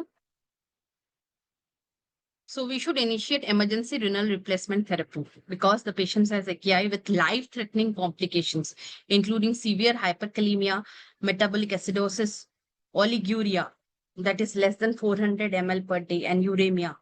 These means the standard for urgent dialysis. So you should be going for RRT rather than waiting for the patient to arrest. After this scenario, if you keep on doing medical therapy, the patient will eventually land up into an arrest like situation. And I would say if RRT is planned, never do medical correction because that will disturb the gradient of the potassium. It will because potassium, it goes intracellular and during dialysis, you won't be able to extract that potassium and again it will come out due to the pathology. So better to initiate RRT in the first place. So with this, I will share this hyperkalemia ECG changes because this is also one of the questions where they give not what is the finding of the ECG, they give what is the sequence of EKG changes which you will get. So the sequence they will give you in ABC. First, you should, these arrow marks are very helpful. First, there will be tall peak T waves in this potassium level, 5.5 to 6.5, because due to repolarization abnormalities. Then the tick wave goes to actually it goes from T wave to PR wave. If the ECG, if you can see, there is prolonged PR interval widening of P wave in 6.5 to 7 because there is progressive atrial paralysis. Then it goes from dropped P wave in 7 milliequivalents, that is progressive atrial paralysis. And finally, there is widening of the QRS complex arrhythmia, heart blocks, and the sine wave pattern. That is, after that, there is arrest. More than 9 milliequivalent conduction abnormalities. If there is an arrest, suppose in this scenario, what first step you should do?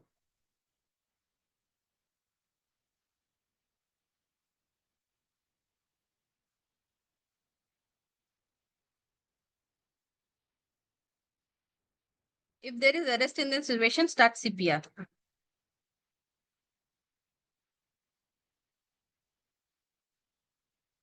Then I find this mnemonic very helpful during my preparation. What are the indications of dialysis? That is the vowels AEIOU. There should be acidosis, electrolytes, intoxication, overload, or uremia.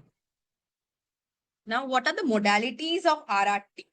There are intermittent modalities, that is intermittent hemodialysis. Then there is isolated UF removal. Then there is continuous methods, that is CVVH, CVVHD, CVVHDF, and SCUF.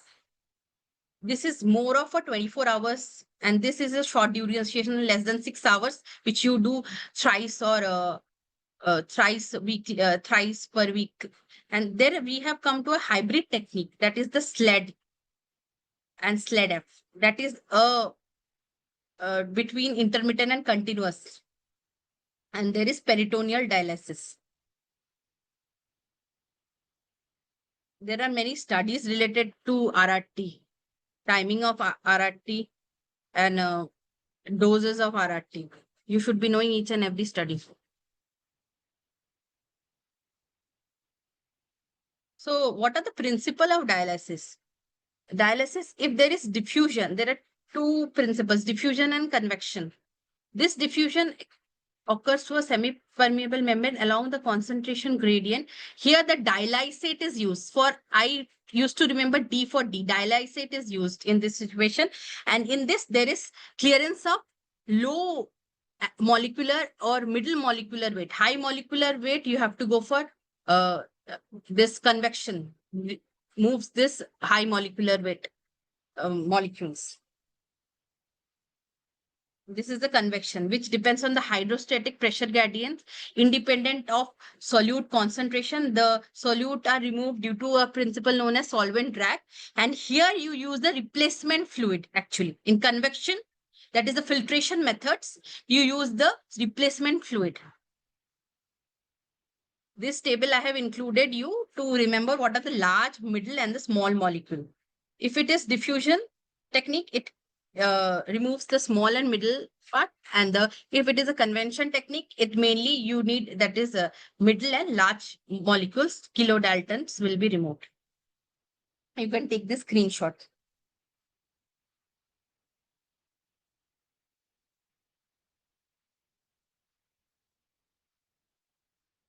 So I will be a bit fast now. ठीक है, MCQ 3 is a 70-year-old male with a history of small cell carcinoma presents to emergency department with confusion, nausea, and mild seizure.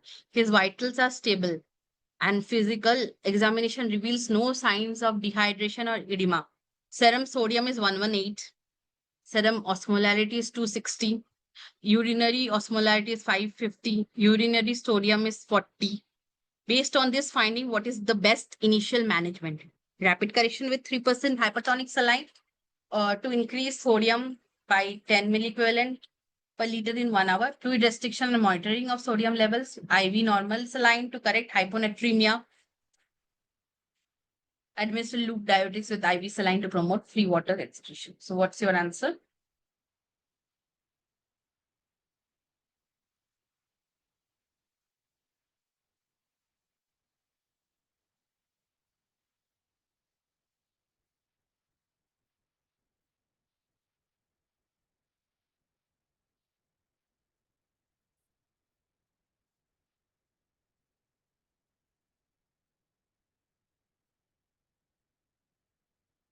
There is confusion between A and B.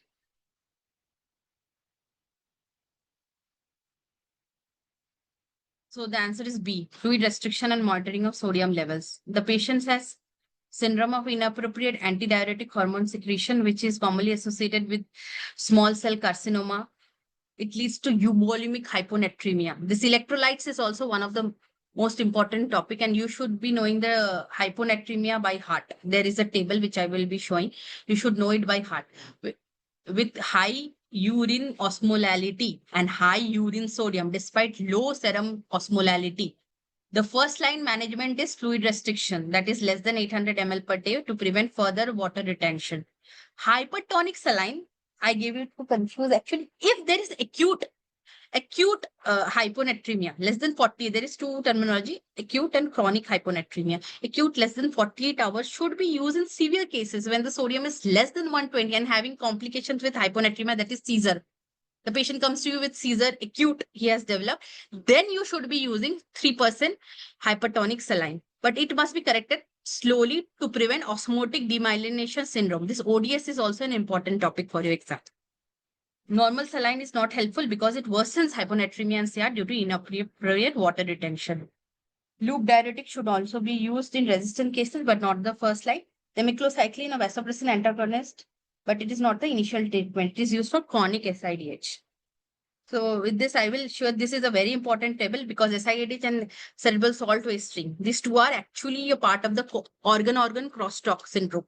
This organ-organ crosstalk syndromes are very important. One of them is cerebral salt wasting. You should be knowing you should be knowing in cardiorenal syndrome, hepatorenal syndrome, hepatopulmonary syndrome. All these organ-organ crosstalk are very important for your NEET SS or INESS, I would say. They will form a vignette and give you. These two are very confusing.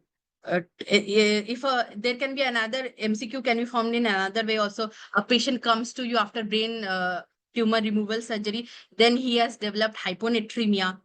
Then the Q points you would be finding in the vignette would be if the patient is hypotensive, CVP is low, and the pulmonary capillary wedge pressure is low.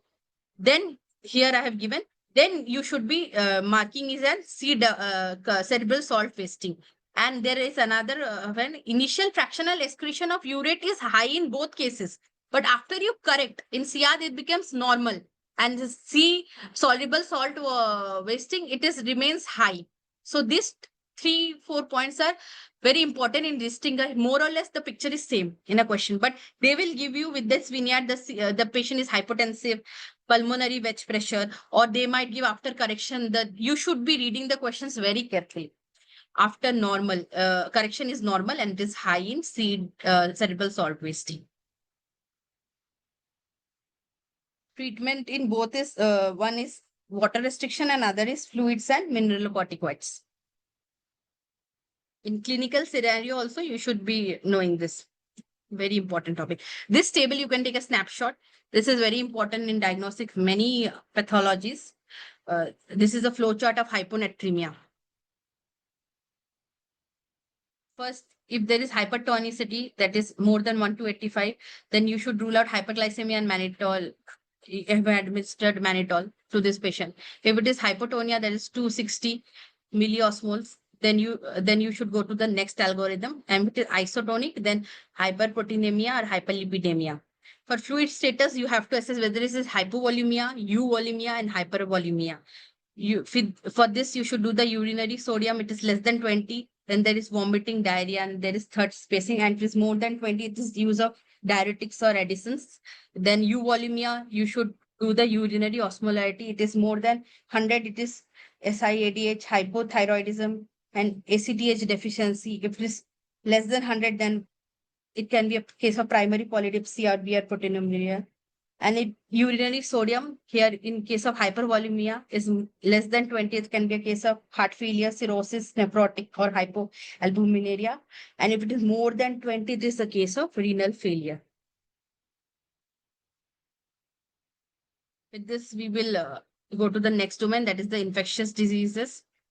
All tropical fever should be, I have given you this malaria as a thing, but all tropical fever you should be knowing scrub, lepto, dengue, malaria, chikungunya. Everything should be read.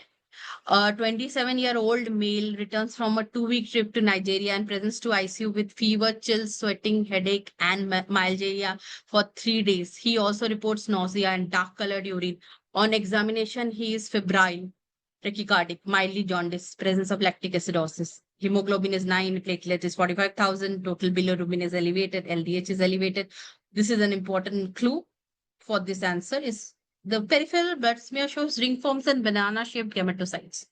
What is the initial treatment? Supportive care with IV fluids and acetaminophen. Treat with chloroquine and primaquine. Start IV artesunate and quinine-based therapies. Or treat with IV penicillin and doxycycline. Please start answering quickly.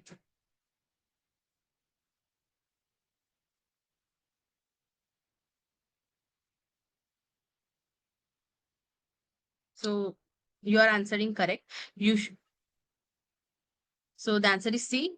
Start IV artesunate and quinine or quinine-based therapy. The patient presents with fever, hemolysis, thrombocytopenia, recent travel to Nigeria, which is strongly suggestive of severe malaria due to Plasmodium falciparum.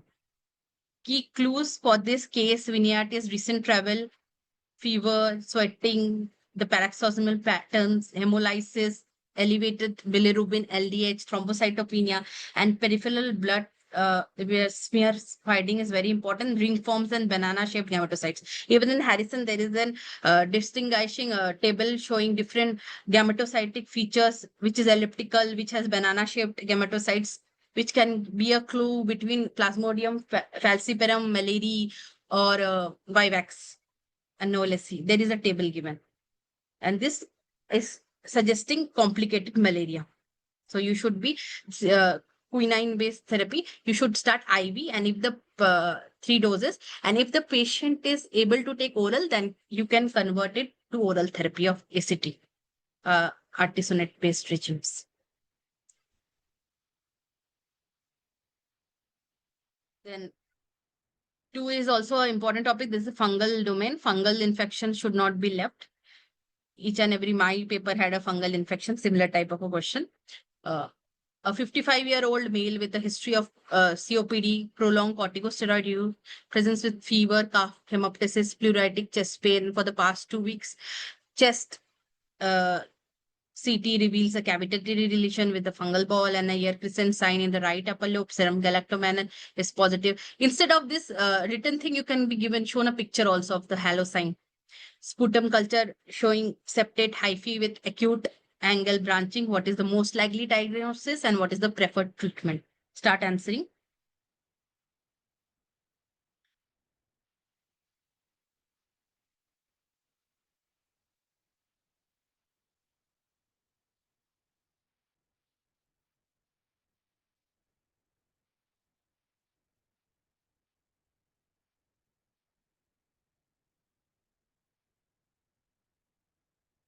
The answer is, most of you have answered it correct. Few have given B.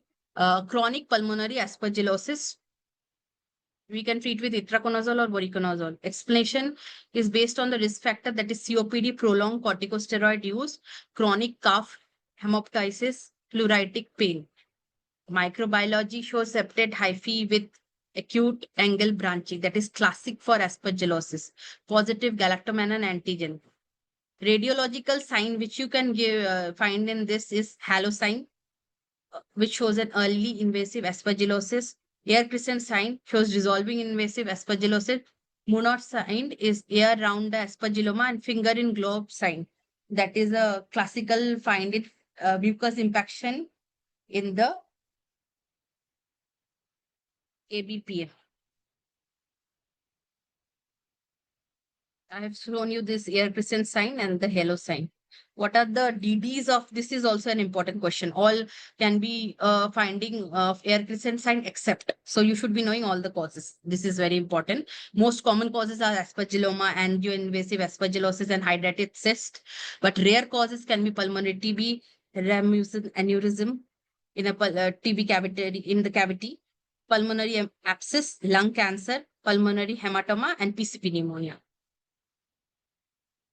So this fungal part is also very important. You should be reading the guidelines rather. IDSA guidelines is there for Candida and this. And even our ICCM also has a beautiful guideline article on the treatment modalities. I will be sharing you the article for treatment of the fungal infection, malaria, dengue. The recent guidelines have come, and I think NB, some of the examiners maybe from who have found they have given the recent guidelines of ICCM. So I will be sharing all the tropical fever guidelines in the group, and this fungal infection wala in the group, and TB guidelines also have come.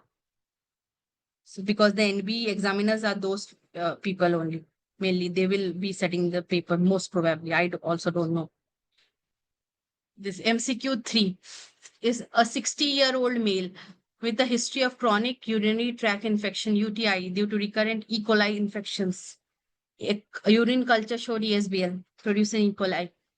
Which of the following is the primary mechanism of antibiotic resistance? This antibiotic resistance and mechanism of therapy, you should be knowing it by heart of each and every antibiotic class and the mechanism of resistance. Because in my paper, I was given the mechanism, one-liner mechanism of resistance of vancomycin. What is the mechanism? They give a one-liner. What is the mechanism of direct question. Vignette was not given. Direct question, what is the mechanism of resistance of vancomycin, or what are the genes responsible for the mechanism of responsible for vancomycin resistance? Any resistance can be given. And also you should be knowing about the organism, crab, NDM, MBLs, metallo-beta-lactamase producers, VRE. All this crab is an important topic. Carbapenem resistant Acinetobacter baumannii is an important topic for your exam. With this important topic is VAP is also an important topic. All the hospital acquired infections. So answer according to you is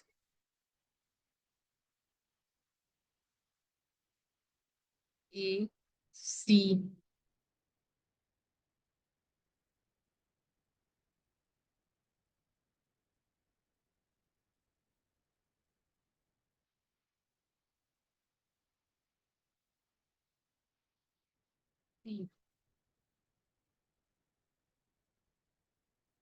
So let's reveal the answer. Most of you have got correct. That is C, that is enzymatic degradation of the beta-lactam antibiotic. ESBL producing E. coli produce beta-lactamases, which hydrolyze and inactivate beta-lactam antibiotics, leading to the resistance. ESBL enzyme are plasmid mediated, facilitating horizontal gene transfer between the bacteria. This Ambler classification is itself an important MCQ. You can take a picture of this Ambler classification, and what are the Ambler B is very important. Vim, IMP, NDM, GIM. All this is, they can give you a question which of these belongs to Ambler B classification, or all the organism belongs to Ambler B classification except. And you should be knowing this Ambler B, all are serine mediated, but except this Ambler B is a zinc. They have metallo-beta-lactamases. That is why they are known as metallo-beta-lactamases. They have a zinc to that. And the drug of choice is ceftazine-avibactam plus aztreonam in this group of patients. And you can give polymyxin combination, but nowadays we are going for polymyxin sparing. So there are multiple combinations you can give, but for your NEET SS level, if one of the drug for Ambler B, it is given the ceftazine-avibactam plus aztreonam, or any polymyxin combination based combination is given, you should answer it for this. This Ambler classification is very important. Ambler A, Ambler B, Ambler C, Ambler D. Because in India, gram-negative infections are very important rather than gram-positive. In European population, we do get a lot of positive infections. But in India, you should be knowing everything about gram-negative organisms and Ambler.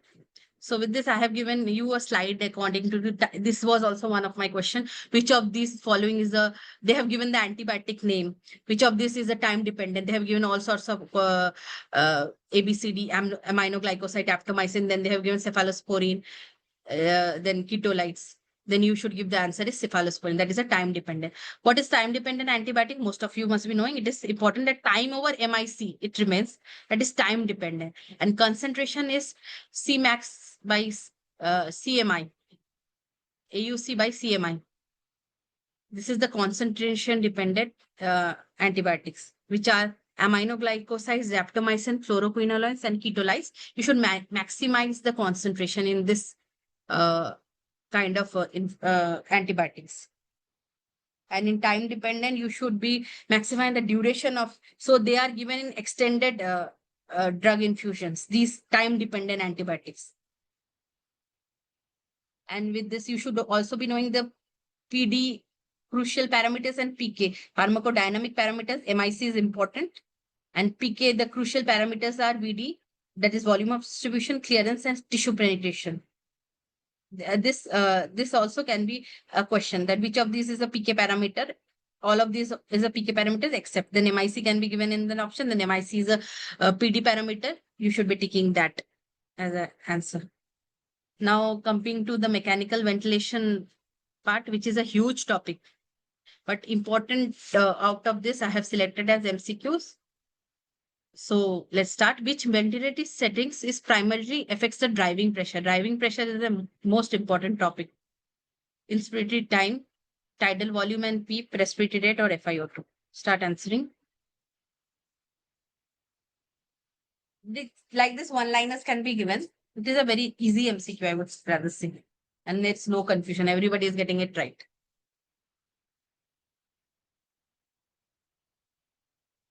So the answer is B. Driving pressure is the difference between plateau and peak. This is a classic paper. If anybody gets a time post-exam, please read this paper by Amato et al. Given in NEGM in 2015, which had given the concept of driving pressure. It is a strong predictor of ventilatory-induced lung injury. With this, there gives the concept of mechanical power also came. Everything was related after this.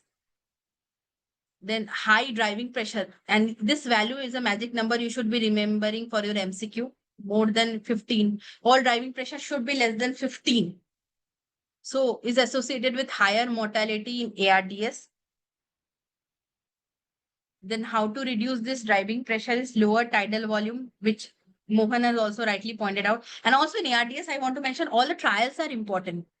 This trials which given, whether it is the PROSEVA trial is one of the landmark trials, alveoli trial, FACT trial, everything is important in ARDS. So the trials of ARDS, you should know, go to your examination hall, not reading ARDS. 2-3 questions will be of ARDS. Optimize PEEP to prevent alveolar collapse while avoiding overdistension. More reliable than PEEP or tidal volume alone in assessing lung stress. Lung stress and strain are important concepts. Used to guide and adjust the ventilatory settings to minimize barotrauma, volute trauma. There are many types of trauma: barotrauma, volute trauma, atelectotrauma, biotrauma, and the newest form is the ergotrauma. Everybody should be reading ergotrauma also. Helps in individualizing the treatment and PEEP titration of a patient. And lung recruitment for preventing overdistension. Next, with driving pressure, this concept is also important. That is of the transpulmonary pressure. It's a difference between alveolar pressure and the pleural pressure. This formula is important. P alveolar minus P pleural. This pre-alveolar surrogate is our P plateau pressure. We generally don't get the alveolar pressure. We measure the plateau pressure. You should be knowing the technique, how to measure the plateau pressure in a ventilator, how to get that graph. And P pleural, we have a surrogate that the esophageal manometry through we do. We find the esophageal pressures. That is the surrogate of P pleural. TTP is always positive in normal breathing. TTP 0 causes, or if it is negative, it causes lung collapse or atelectotrauma. TTP guided PEEP therapy is very important. It limits the lung stress. Increased esophageal pressure occurs in pleural effusion, thoracic trauma, ascites, and intra-abdominal hypertension. Esophageal catheter placement is confirmed by, there is a method of putting the esophageal catheter placement in ICUs. We confirm it by cardiac oscillation and by some abdominal compression tests. Then this newer mode of ventilation, I have included only one MCQ, but every mode is important. ASV, NAVA, proportional assist ventilation. You should be knowing A to Z. All closed loop ventilation are very important. They increase airway resistance, minimize patient effort, optimize minute ventilation by reducing the work of breathing, deliver a fixed rate and tidal volume.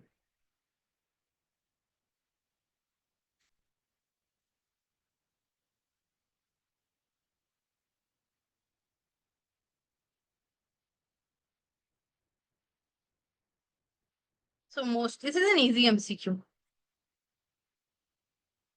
C is the answer.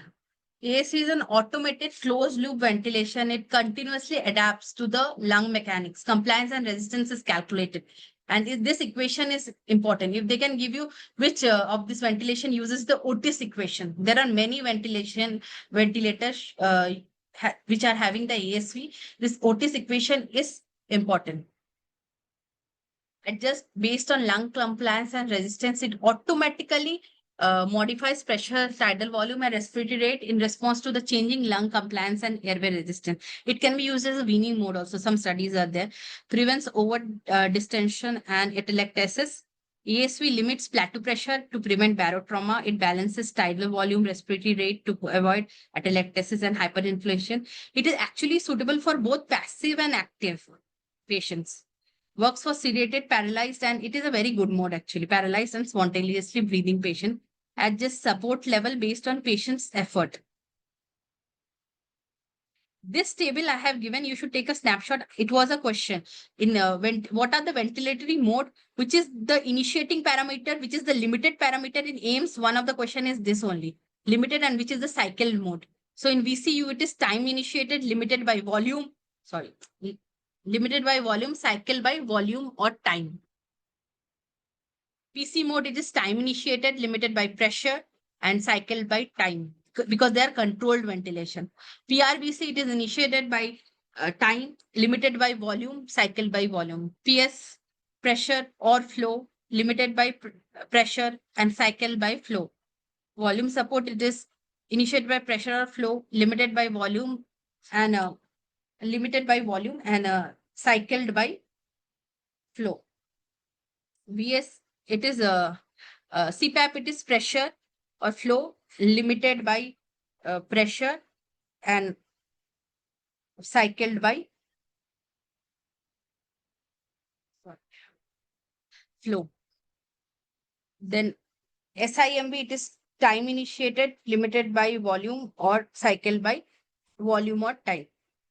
This table you should take a screenshot. This is an important MCQ. They give how it is initiated. They will give you the ventilatory mode, how it is initiated, limited or cycled.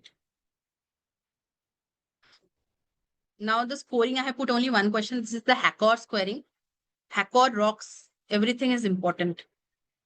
Hacker score signifies high risk. What should be the score, which signifies the high risk?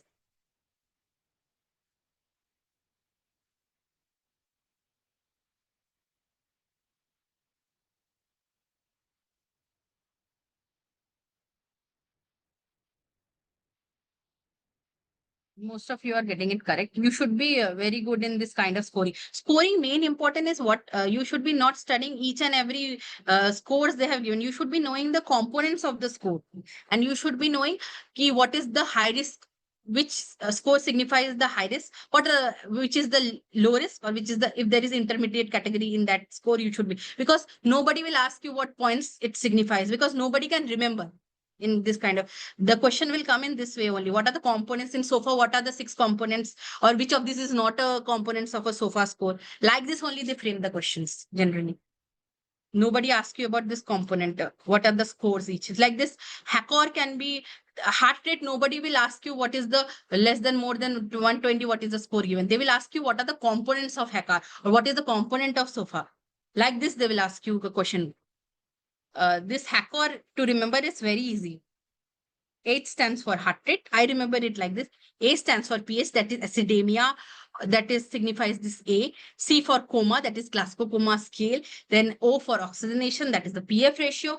And R for breathing rate, that is the breathing frequency. So we get a score. More than 5 is of high risk. With this, you should form your mnemonics and remember it in your way.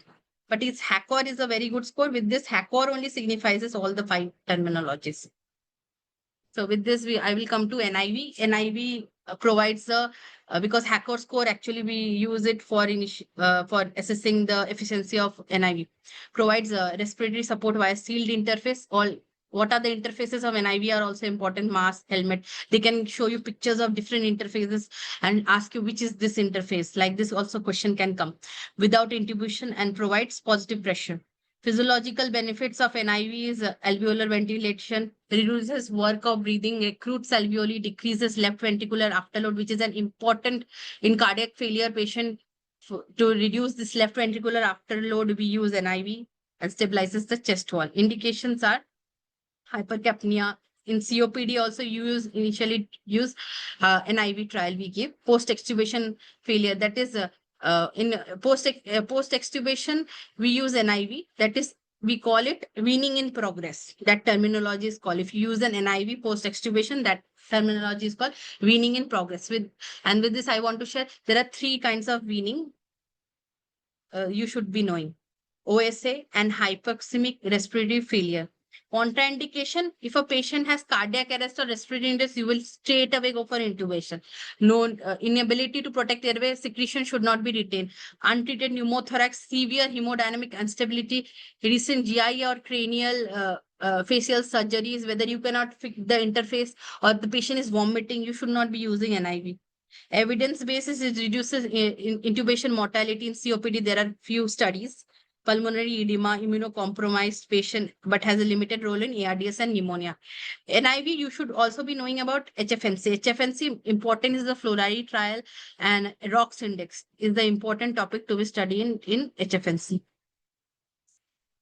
Now, the one question on weaning. Weaning is an important topic, which is the following during SVT is a strong predictor of weaning failure. Start answering.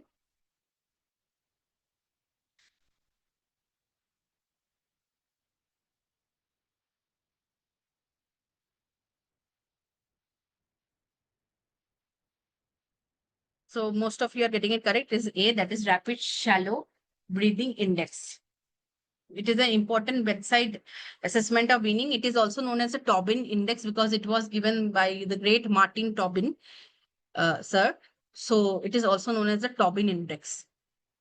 RSBI is calculated very simple. Respiratory rate by tidal volume. Less than 10. This, you should remember this magic number. 105 is the successful weaning predicted. I have made this table. You should take a snapshot. There are various indices of to predict the weaning success. This is the ventilation minute ventilation. P01 by P inspiratory max power is one of the inspirator. And then to assess the respiratory muscle strength, maximum inspiratory pressure. Ventilatory mechanics you should be doing by tidal volume, breathing frequency, and rapid shallow breathing. Other are crop index. Integrated weaning index is also one of the indices are 4. I will be sharing my note of this weaning index with you. It has a table. You should learn the values also. Values are also important. They give you in the exam. This is more of a theoretical part. You can take a snapshot. Then the last question is, a 65-year-old male with COPD exacerbation is on BiPAP ventilation. His ventilatory loop shows a beak at the peak of the PV loop. What does this indicate and what is the appropriate management? A, overdistension of alveoli, decreased tidal volume or inspiratory pressure, increased airway resistance, auto PEEP due to breath stacking, insufficient tidal volume delivery, increase the respiratory pressures. Start answering. A, C.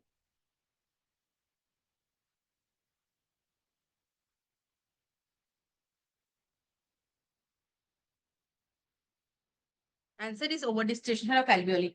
This is an important picture inventory in your for your practice also and for your MCQ. This picture I have put basically because it has a lot of information to carry. This is overdistension. This is known as beaking in a ventilatory graphic. This is the PV loop and this is called hysteresis, this thing. One of my questions I remember in INSS was based on this. They have given this picture. What does it signify? And one of that Mohan has rightly pointed how to do PEEP titration. One of the method of PEEP titration is through this PV loop. This is the lower inflection point under which if you go, there will be atelectatic trauma. The alveoli will collapse and upper inflection point gives the overdistension. There is beaking.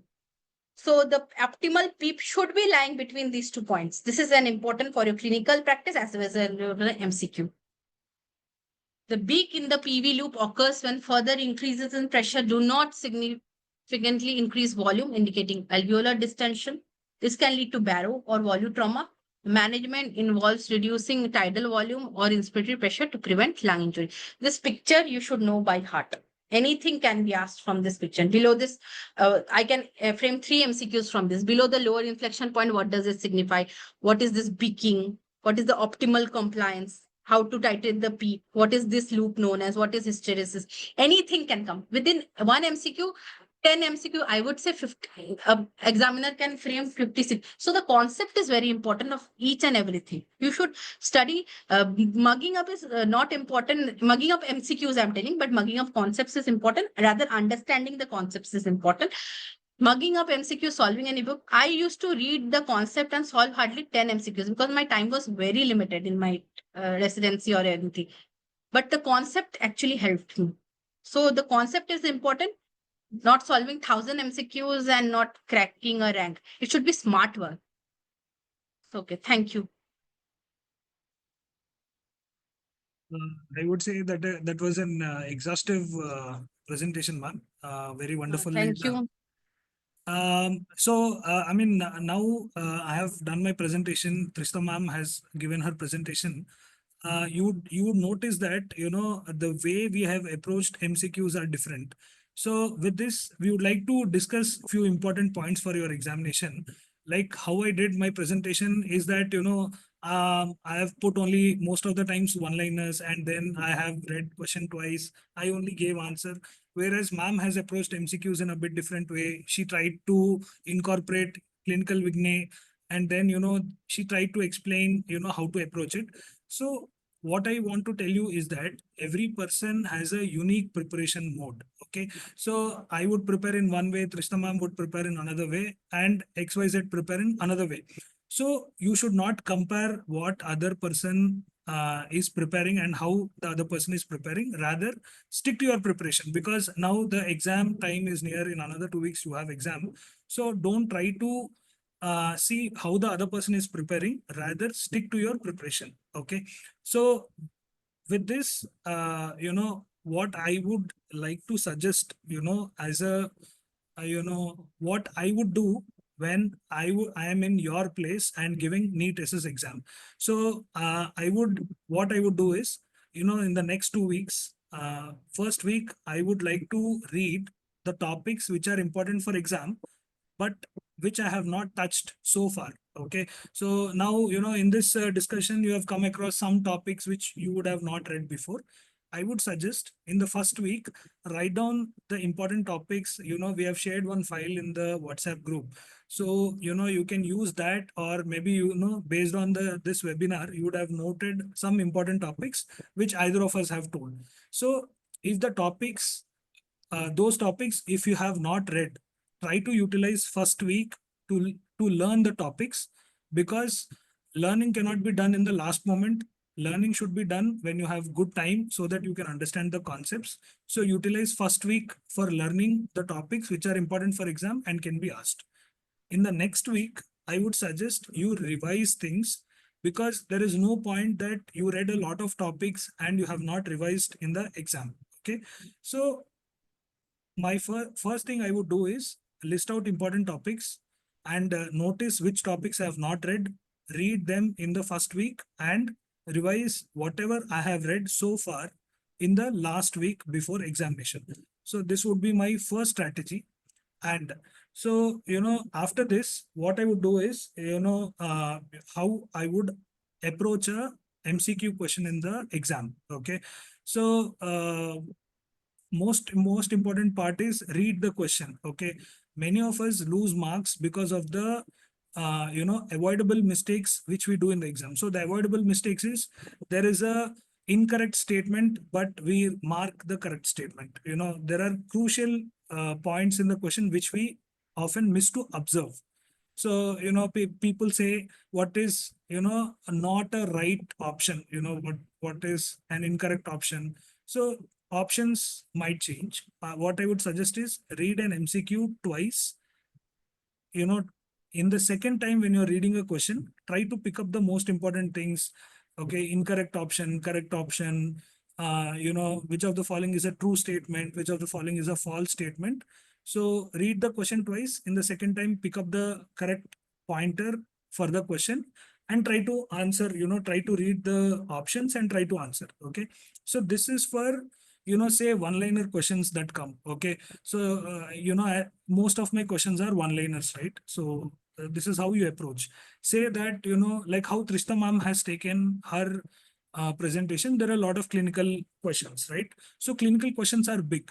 So what I suggest is read the last part of the question first. Okay. So in the end, they would have asked, you know, after giving a big question, they would have asked, you know, what is the, you know, imaging modality of the choice. They would have asked, what is the treatment of choice for this case. So what I suggest is, if you read the last point first in a very big question given, then when you go to the question, you would understand the question in a much better way. Okay. So by the way, these are not, something which I have discovered or I made it. This is something which we are all told when we are giving our PG exams. Okay, so I tell them out of my experience that it helped me in my PG exam, so I used it in my SS exam as well. So whenever a big question is asked, try to read the last pointer first and then try to read the question. Okay, so this is regarding the clinical question, and we have 150 questions and we have 150 minutes, and there is +4 for the correct answer and -1 for the wrong answer, and you don't have any marks when you don't answer a question right. So how would I approach this? I would start answering the question, read question twice, understand the question, read the options. If I know the answer, I will mark it. Okay, simultaneously mark it. If I don't know the answer and I have never heard the topic, okay, so someone has asked, some very rare question they have asked, say like, who invented non-invasive ventilation? I don't know, you don't know, no one knows. So leave such kind of questions which you have never heard of. Okay, keep them in the last so that you can think in a much detailed way and try to answer it. But say that you have heard of a topic and you are unable to recollect them properly. So I would suggest you to go through 4 options, try to take off 2 options and try to answer among the remaining 2 options that is left. Okay, so calculated risk taking is what we can do. So I would go from 1 to 150 questions. Maybe I would keep 15 minutes or 20 minutes in the end and try to answer whatever my remaining questions, which I have not answered from 1 to 150 in the last 15 or 20 minutes. So this is what my exam strategy would be. And more importantly, how many questions to attempt, how many questions to leave is something which no one would be able to answer. It all depends upon the question paper and how much you have prepared and all. But I would suggest keep faith in your preparation. Okay, keep faith in your preparation, have confidence on yourself, and you would do well. And this is what we wish. So with this, I would like to ask Trishna ma'am, if she has any other inputs to give you. Thank you, Mohan. Mohan has actually covered everything, but I would say revision is the key. Only 2 weeks are left. So rather than jumping into the new topics, which are not so important for your exam, we will be sharing the important list.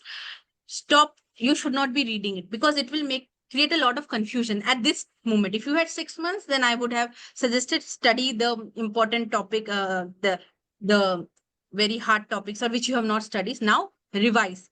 I used to study the topic, then I used to solve the MCQ regarding that topic 2-3 days prior, because retention of knowledge is important. I can read one topic today and solve 100 MCQ on that topic. I will be best in that topic. But after 3 days, it will actually judge my knowledge whether I have understood that topic. So keep a practice. Don't do 100 MCQ. I'm doing now. It is a era of smart work. 10-15 MCQs, but you should understand the concept. Revise. Revision is the key. Revise your concepts. You should make your own notes, handwritten notes. I have mine still now with me, which have also I have used during my DM exit exam. They help a lot. So you should be making your own handwritten notes. Now the time is not there, so we will be sharing things or stuff which I have made in a written format in the group. But better if you write your notes, prepare yourself, because writing thing and the concept which you don't understand, I used to write in a paper 5 times. Then it is to get inside my head. Writing is important of understanding a concept, and stop studying new things at least 1 week prior to the exam. Revise. Revision is the key. And 1 day prior to exam, eat light, sleep well. Next day, please don't be sleep deprived during the exam, because it has 150 questions, a lot of questions to be answered. You should be focusing on the question. You should read all of these are true except which Mohan has also said, you should read the question twice or thrice, and the clinical vignette, Mohan has said it correctly, you should read the last point first. Then you should pick up the key features from that vignette to answer it correctly. And in NEET SS, you can mark the question for review it later. There will be a palette. After you answer this 150 question, they will be showing reviewed for later. Then you can go to that questions also after you attempt a whole lot of questions in that 150 thing. And Mohan has also rightly said, never attempt a question which about the topics which you don't know. Because the difficult question is difficult for all the persons who are taking the exam. So you should leave, and rather than going in a negative answer, negative marking, if you have not heard about the topic, just leave that topic. Don't stress your brain. Everybody, 50% of the people won't be knowing. But getting an easy question wrong will cost you a lot of your rank and your marks. And if you can draw down between two options also, you should try to attempt. But that is also 50-50 risk. But and I used to never see the options. I used to read the questions first. And in the mind, if the answer clicks, that is one of the answer is there. That is, I think that pinpoints that my answer will be right. So never look at the options first. Otherwise, you might get bias and confusion. If you don't know anything about this question, then read the options. First, read the question twice or thrice and revise. And So- write and revise. Thank you. Yeah. Mohan, Yeah. you can continue. So to add on this, as Trishita ma'am rightly pointed, the most important thing is try to make your sleep-wake cycle as right as possible. Because if you are not having good sleep and you are very tired, it is impossible to give the examination properly. One. Number two, I personally understand that answering MCQs is if you answer MCQs during your preparation, like, if you solve MCQs, this exercise will help you to, stick to this process, to read the question properly, to, know the options and try to pick up the right option. So, when you exercise this kind of thing again and again, for a limited time, in every day, it would help you in making your answer, MCQ solving skills much sharper, right? So I would suggest maybe, if you can, give 8 hours of study in a day, or 6 hours, 5 hours, or whatever time you have, and you can invest for your studying, at least 2/3 try to keep it for revision or learning based upon when you're doing it, and keep 1/3 of your time for your MCQs. This is at least how I do my preparation. 2/3 is for learning, revising, and 1/3 of time I would put it for MCQ practice. So this MCQ practice will help me in giving a good MCQ solving skills. Thereby, I would reduce my errors. Okay, silly mistake errors I would reduce, and maybe my chances would be better. In getting a good rank. Okay, so with this, I would say that we would like to support as much as possible in the next 2 weeks. In the first week, we would like to give important topics, inputs in the form of Word files, and share it with you. This is one.